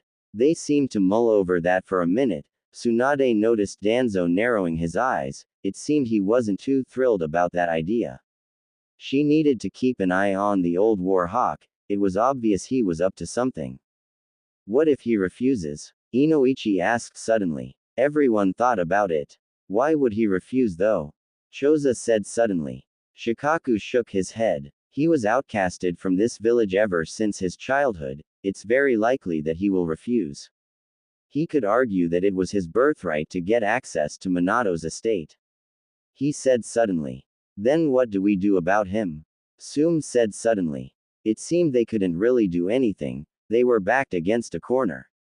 On one hand, if they put a bounty on him, that would burn any bridges that were left, and any chances of him returning. Also, if they tried to force him to do something, it could turn ugly. They had no idea what to do. Then why don't we let him come willingly? Like Tsunade said, he plans to return eventually. When he does, that's when he can pay his debt. Whether it's a sum of ryo, or a few missions to help out the village. Inoichi suggested. Tsunade looked at Inoichi for a moment, that was the most reasonable thing they could do. If they wanted to keep Naruto on their good sides, then that was the way to go. Very well, we will put it to a vote.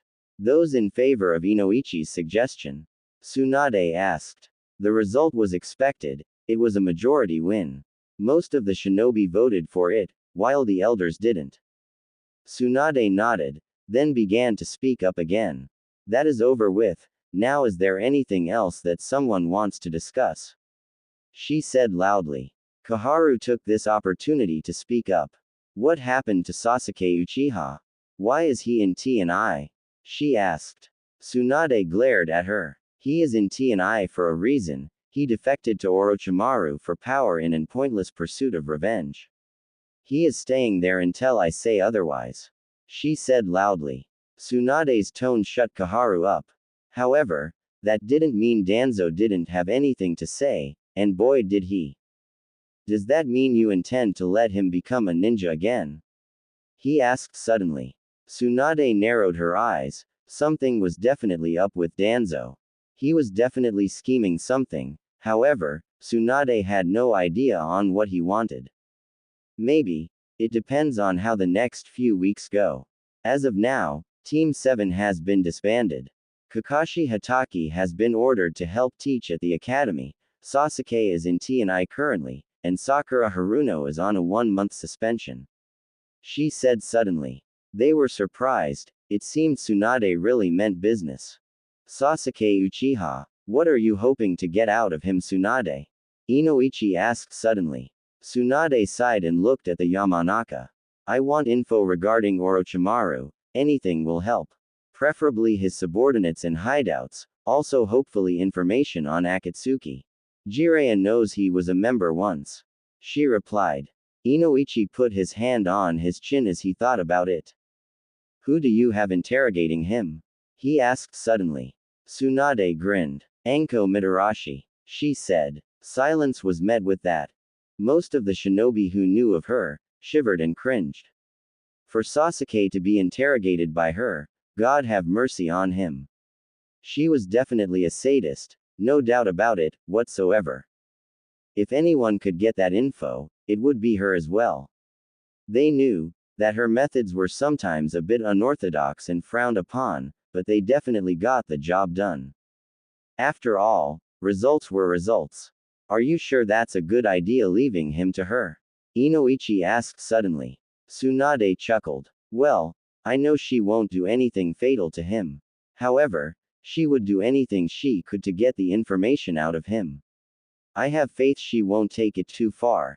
After all, Ibiki is there as well, not to mention the other people at T&I. She said suddenly. They sighed as they realized that they couldn't do anything about it. So is there anything else to discuss? Tsunade asked suddenly. Nothing was said, no one had anything to say. That was final, and everyone knew it. Tsunade sighed then began to speak yet again. These actions that have been brought upon the parties are not going to be reversed. She started. Some elders started to speak up, along with some civilians. However, Tsunade wasn't having none of it. Her tone was final, and that was that. No arguing whatsoever. She suddenly got up and started to walk out. It was obvious as to what it meant. The meeting was over. Nothing more to be said. Scene break with Naruto. Not that far away from Konoha, Naruto found himself sitting by a river. He was about to look at his father's notes a bit before heading to Suna. As he sat by the riverbed, he stared aimlessly at the scroll that was in front of him. Unopened, he knew once he started to learn his father's techniques, there was no going back. They would know he was Minato Namikaze's son, that much would be obvious. It was time. As Naruto opened the scroll, he couldn't help but feel nervous. He decided to start with the Rasengan, even if he knew it already. There might be more than he knew, something to add to it. That was what drove him to start on that subject. So he started to read. Son, this is one of my prized techniques. I've taught it to several people. Some you may know, some you might not. The Rasengan is a very powerful jutsu if correctly used. I've based it on the bijudamas the biju themselves use. There are 3 steps to use it correctly below. Naruto stared at the small passage that was in the scroll, the bijudama huh? He quickly thought. He didn't know of the technique that well, but he knew of its power. To base that jutsu off the bijudama, Minato Namikaze was a real genius. The Kyuubi said suddenly. Naruto looked up as he heard the fox, it was something astounding. To base the Rasengan after the move the biju were known for. Minato Namikaze was a real genius after all, and Naruto was proud of that fact. He started to feel tears as he thought more about it. His father. Naruto then noticed a small passage at the end of then note, he knew it was about the Rasengan. However, he didn't know what it entailed. So he started to read it. Naruto, this part is for when you have successfully performed the Rasengan. As you know, there are 3 steps to use the Rasengan, but that is not all. No, the Rasengan isn't complete. There is an additional step you can do. Even I haven't completed it. This is the final step to the Rasengan, and I hope you can successfully do it. The step is to combine elemental manipulation with the Rasengan, thus making it a jutsu with the elemental nature. Doing this will make it more powerful than it already is. However, it is no simple task. As I said before, even I couldn't achieve this. I hope you will be the one to complete the Rasengan, Naruto. This is all I have for you. Naruto stood up and looked up to the skies. He promised himself that he would do it. He knew it would be a challenge. However, he welcomed the challenge. Elemental manipulation with a jutsu that doesn't have a nature is very difficult, Naruto. I think you should try with the fox fire before you try with your wind affinity. This way, You have something to go off when you go for wind. The Kyuubi said suddenly. Naruto nodded, and began to call upon the Kyuubi's chakra. Soon his eyes had turned red and the familiar cloak of demonic chakra was covering him. He started to breath in and out, trying not to lose control. He knew that this process was going to require a large amount of control. To combine the fox fire with the Rasengan, all while in this form, would be draining a lot more than usual. As the familiar sphere was formed in his hand, he started to summon the fire.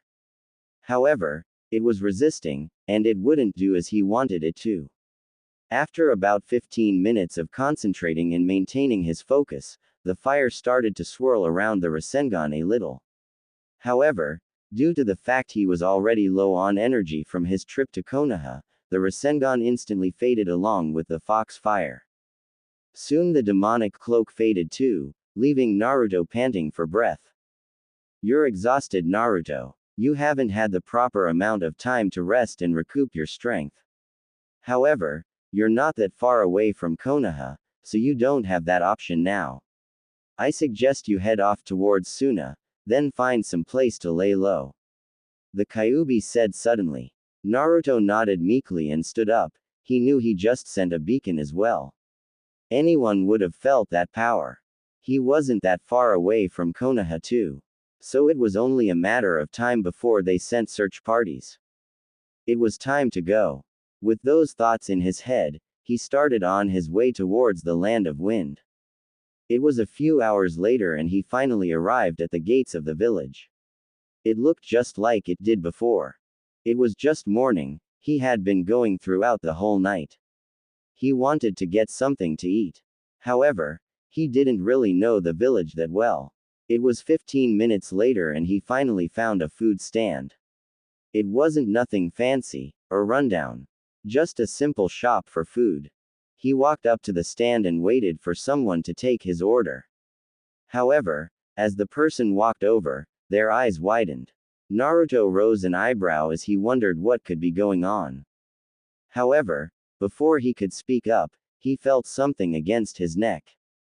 It was a kunai. He subtly looked over his shoulder to see Temari with a fierce look in her eyes. Don't move or else, she said seriously. In one hand was her kunai, and in the other was her fan, and it was slightly open. Naruto started looking around for some kind of exit or escape route. However, he was cornered, and no doubt in his mind, that if he ran for it, that any relation he could have made with Suna would go down the drain. Sighing, he put his hands up and turned around. You got me, he said. Temari's eyes widened as she took in his appearance. This was not the Naruto she knew. No doubt whatsoever. Follow me and don't think of pulling anything, she said. Naruto chuckled at what she said. He could escape if he really wanted to, and there would be nothing she could do. However, he had to admit, he was in a sticky situation, and the best thing to do now was to listen. So he did. As Naruto followed Temari, he wondered what he would be facing soon. Either way, he wasn't afraid. Not at all. He knew he had the right cards up his sleeve to turn the situation to his advantage. So where are we going? Temari stopped and looked over her shoulder, and just seeing the reminder of what Naruto's appearance was. There was no doubt in her mind that the childish boy she met at the exams not that long ago. That's when she started to speak. We're going to the Council of Elders to find out their decision, she said. Naruto rose an eyebrow, but nonetheless shrugged and nodded. Beware, Naruto, do not do anything stupid. This is the opportunity we wanted. Play along for a bit. If it becomes like a Konoha council meeting, then tell them flat out what you want. The Kyuubi said suddenly. Naruto nodded mentally and continued to follow Temari. He didn't know his way that much around the village. So it was better to wait it out. Before they knew it, they arrived at a tall building. Naruto knew this is where it was going to go down. Temari suddenly turned around, and once again she was shocked at Naruto's new appearance. That was still a fact in her mind. She shook of her thoughts and started to speak up. This is where the council meets. We will see what they will do now, she said suddenly. Naruto nodded and followed her inside. As they finally arrived in the room, Naruto knew this would be a battle. He knew councils were very strict and old-fashioned, just like the one in Konoha. Elders, I have brought Naruto Uzumaki. I found him in the village earlier, Temari said loudly. They were silent for a bit, then they started to speak. Naruto Uzumaki, a missing nin from Konoha. You just happened to show up in Suna. Why? What are your plans? One asked loudly. Naruto shook his head and spoke in a deep voice. I would ask the same of you, so I know what my options are. I wouldn't like to go blind in this, he said loudly. Temari was shell-shocked. Never before did she think that Naruto would be like this. The change was more prevalent than she originally thought. The elders seemed enraged at that statement. They had no idea what was up Naruto's sleeve, so they didn't know what was coming. It was foolish of them to think they could manipulate this meeting their way, when really, Naruto was manipulating it from the beginning. You dare ask us that? You are in our hands here, boy. You have no options. What we say is final. A elder roared. Temari shook her head. It seemed the meeting was going south, and fast. That's what she thought though. Truth be told, Naruto expected this to happen. Everyone turned to Naruto as he started to chuckle and laugh manically. What are you laughing at, boy? You do realize your situation, right? Your life is in our hands. The elder roared furious. Naruto just chuckled, then shook his head. He lowered his head for a bit. No, you're wrong, he said lowly. Everyone tensed as they heard his voice. Temari scooted away from Naruto. She had a bad feeling. Naruto raised his head, and his eyes were red. Everyone's breath stilled. They had no idea what was coming. What do you mean, boy? You really think you have a chance? The odds are stacked against you. The elder roared. Naruto glared at the elder. It was time. No more playing around. Time to get to the point.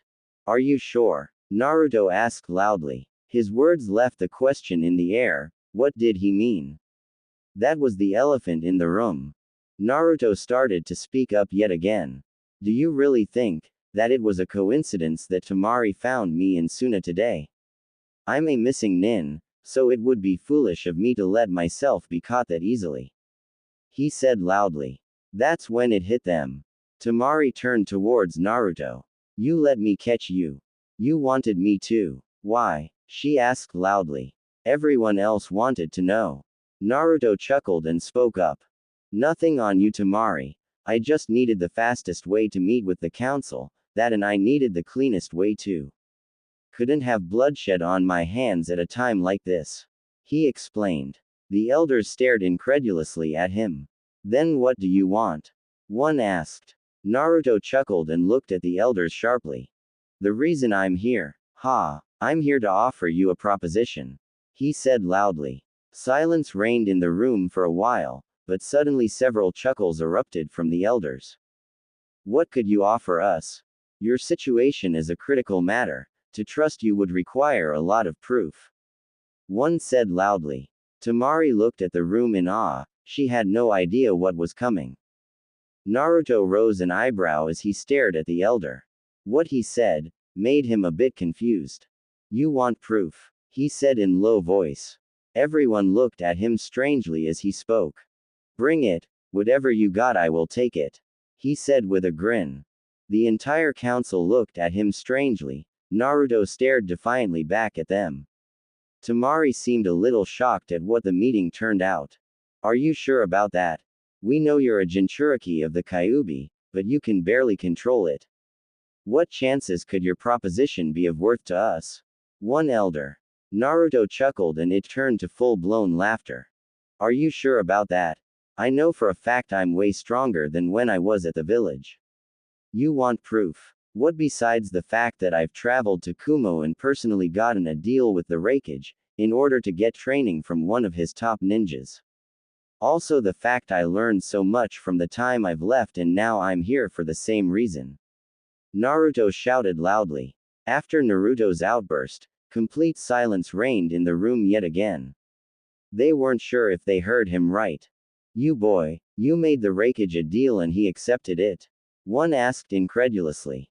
Naruto narrowed his eyes. These elders were really testing his patience. It was time to show them just who he was and what he could really do. Their opinions be damned. He had enough, and it was time to prove a point. You continue to question my story. Very well, you said you wanted proof and you will get it. I have a suggestion for you, he said loudly. The elders looked at each other and then back to Naruto. What is your suggestion? One asked. Naruto looked at them and spoke loudly yet again. Bring out Gaara, and we will have a spar. I will show just how stronger I have become, he said. The elders chuckled yet again. You may have beaten Gaara in the exams, but he has gotten stronger and is on his way to becoming the Kage. Can you handle that? He has changed and you will see it for yourself. One said. Naruto shook his head. Bring him then, was all he said. They nodded, and before anyone knew it, they were in a clearing of some sort. It was most likely a training ground for Suna. Gaara stood in front of Naruto with determined eyes. The council and Temari were there as well. I will fight you seriously, Naruto Uzumaki. I suggest you do the same, Gaara said loudly. Naruto chuckled and gave a thumbs up. You know it, Gaara. Don't hold back on me now, he said. Gaara nodded and suddenly sand swirled around him. Naruto grinned as he knew this would be a good test of his strength. As Gaara launched a blast of sand towards Naruto, everyone was surprised to see him dodge it easily. Gaara looked at Naruto for a moment. Suddenly Gaara's eyes hardened as several torrents of sand were fired off quickly. Naruto instantly saw them coming and started doing hand seals. Before anyone knew it, several Narutos appeared and catapulted Naruto over Gaara's attack. As Naruto landed, he quickly dashed towards him to get in close. Gaara instantly covered his arm with sand as it hardened when Naruto went to strike. Naruto's arm was stuck in the sand as his fist connected with it. He looked at his arm as the sand hardened around it. He tried breaking free from the sand grip. However, he couldn't get it loose. Now it was time to force it. As Naruto finally gave up on breaking loose, he knew it was time to add some extra power. Gaara instantly noticed the change in Naruto's behavior. Temari noticed it as well. Suddenly Naruto's eyes hardened, and Gaara instantly noticed his look. It was savage, unyielding and primal. It was a sign that the beast was finally out and ready. Suddenly the sand around Naruto's fist started to glow a red. Everyone watched with stupor. They had no idea what was coming. Gaara instantly felt his chakra rise in massive amounts. He had no idea what he was planning to do, but he knew with Naruto's chakra reserves, that it could do a large amount of damage to him. Before everyone's eyes, a massive amount of chakra was building up and exploded like a volcano, sending both Naruto and Gaara flying backwards. The elders were shocked. Their opinions of the boy were wrong, and they had no idea just how strong he was. Temari was completely shocked. From when she last tried to fight him, he was still a little new, but it seemed he had grown and was starting to truly become someone new. She had no idea what it all meant. As Naruto and Gaara both got back up, it seemed that Gaara protected himself in the last moment. Naruto on the other hand was scorched. However, before everyone's eyes the burns started to heal and was replaced with new skin. Naruto looked at his arms in surprise. His healing rate wasn't that fast. You idiot Naruto, you just built up a large amount of my chakra on your arm. That isn't something to take lightly. My chakra is volatile and destructive. It only takes a small amount to cause an explosion. Any more chakra and it strengthens the blast. Naruto heard the Kyuubi, and understood what he meant. He had to be careful with his chakra more. The amount he used was only a little bit. However, it was very effective, and only adding more would cause more problems. Naruto looked at Gaara, who was sizing him up. He knew Gaara wasn't done at all. He knew it would take a lot to make Gaara give up. That was a fact in Naruto's mind. Suddenly Gaara started to make his move.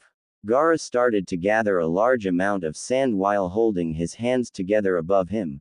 Naruto looked at the massive pile of sand that was starting to build above them. Suddenly Gaara slammed his hands to the ground, and the sand followed. However, it didn't do what Naruto thought it would. The sand delved downwards as it landed. Naruto looked at the ground around him as it started to shake wildly. Suddenly several spikes rose up from the ground. Naruto instantly dashed forwards. He knew Gaara would only start again. He needed to get in close. As Naruto charged towards Gaara, the spikes were appearing in front of him, making him have to jump around them. Gaara was making this environment an advantage. Suddenly Gaara rose a hand and sand hardened around it, forming a large claw, which Gaara proceeded to charge at Naruto with and continued to swipe and slash at him. Naruto dashed backwards to avoid Gaara, who slammed his sand claw into the ground. Naruto knew he needed to wear Gaara down a bit, he couldn't go forever. That's when he pulled out Samahata. Everyone stared at the sword for a moment. Suddenly Naruto charged forwards and went to strike.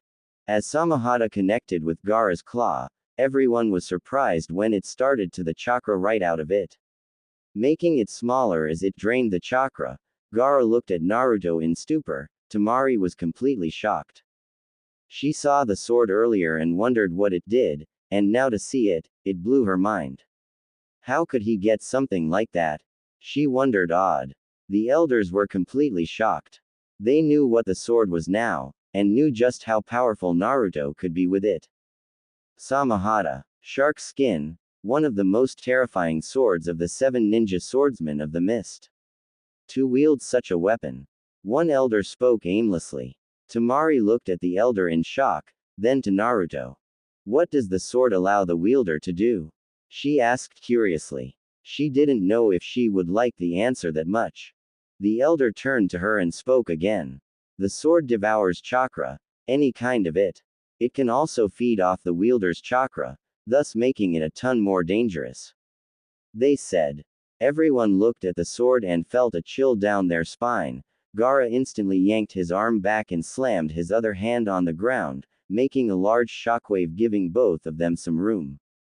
Naruto grinned as Gaara obviously still wasn't done, and he had a bloodthirsty look in his eyes. He still had the Biju, so Naruto knew Gaara would use its power, that is if he could learn how to control it. Suddenly the sand shifted around Gaara in large amounts, as a large amount started to cover him in armor. Naruto watched as the armor hardened and grew spikes as it reached Gaara's feet. Naruto looked at Gaara and knew that this was going to decide the battle. This was it, and there was no way around. Naruto knew he needed to find a way to break through his armor to get a solid hit it. If he could damage it first a bit, then he could launch a more powerful attack and maybe shatter it. Gaara, I must say, you have improved quite a large amount since our fight at the exams, however I must say it is time to put it to an end. You have earned my total respect when I say this, you are like a brother to me and you have shown me your strength. Now I will show you mine. Naruto said loudly. Everyone, even Gaara, was shocked, but even he kept his guard. He felt the same way too. Naruto had shown him the true way, and it was obvious to him that Naruto wasn't going to hold back anymore. Suddenly Naruto flipped through hand seals and soon tens of shadow clones appeared. Gaara looked around at them as they surrounded him. He suddenly raised his hands as all of them started to charge at him. The real Naruto dashed in as well, this time he leapt upwards. Everyone watched as he went through a different set of hand seals. Raiden. Jaibashi. Everyone heard him shout. Suddenly a wave of electricity shot towards Gaara. Naruto fell to the ground as he watched the attack connect. It seemed what he thought about worked, since Gaara was in some heavy armor, especially his sand armor, which even though it was sand, had some part of earth in it. He was right when he thought that an electric attack would most likely cause a good bit of damage and stun him for a bit. Naruto took the moment and dashed and pulled out Samahata once again. This time he swung it with a lot of force and slammed it into Gaara's abdominal area. Samahata instantly went to work draining the chakra. However, Gaara knew what the sword was and knew now to not let it get in contact with him. Suddenly several spikes erupted out of the ground and from his armor, forcing Naruto back. Both of them were starting to feel the fatigue, Gaara a bit more. Naruto saw this and knew it was coming close to the final move. Naruto still needed to get one last hit in, before he would try out something. Suddenly Naruto started to form the shadow clone hand seals and he used his clones to launch him at breakneck speeds. With him flying towards Gaara, he reeled his leg back and as he came close he launched a devastating blow to his armor. It was finally starting to crack. Naruto knew now that he could take Gaara down. To everyone's surprise, Naruto leapt back. He looked at Gaara with a determined look. It was fun, Gaara, but now it is time to end this. I have been preparing a special move for something of value, and you have proven yourself to me, he said loudly. Suddenly Naruto held his hand out and a Rasengan started to form. However, Naruto wasn't done yet. Everyone watched as Naruto grinned and his eyes turned blood red, his body started to change into its more animalistic side. Suddenly Naruto's aura expanded as the Kyuubi's chakra flooded his system. It was obvious to everyone there that Naruto was serious and completely strong enough to do what he said. Suddenly Naruto's hands started to glow and it continued to brighten the area around them. Suddenly orange flames curled around his fingers and wrists. Next came the hard part. He had only had a few practice opportunities to try this. However, he got it to work a few times, so it was a matter of perfecting it. Suddenly the flames started to flow towards the floating Rasengan above his palm. It encircled it like an inferno, strengthening it beyond anyone's knowledge. Before everyone's eyes the Rasengan started to glow brightly, and soon it glowed a dark orange and had endless fire coursing through it. I'm impressed, Naruto. You didn't only add the fox fire to the Rasengan, but it seems you created a more potent and concentrated mix of the two of them, the Kyuubi said suddenly. Naruto looked at the Rasengan in his hand in awe. He knew what the Kyuubi meant. It was more volatile and explosive, now that it was a concentrated form. However, he knew he could handle it. He looked at Gaara with a determined look, and charged in. As the newly Rasengan connected with the armor that was already damaged, the result was obvious. However, there was a surprise for everyone at the end, and it was a big one. A massive explosion released right afterwards, erupting like a fury of a volcano. It was obvious. Naruto was in another league altogether.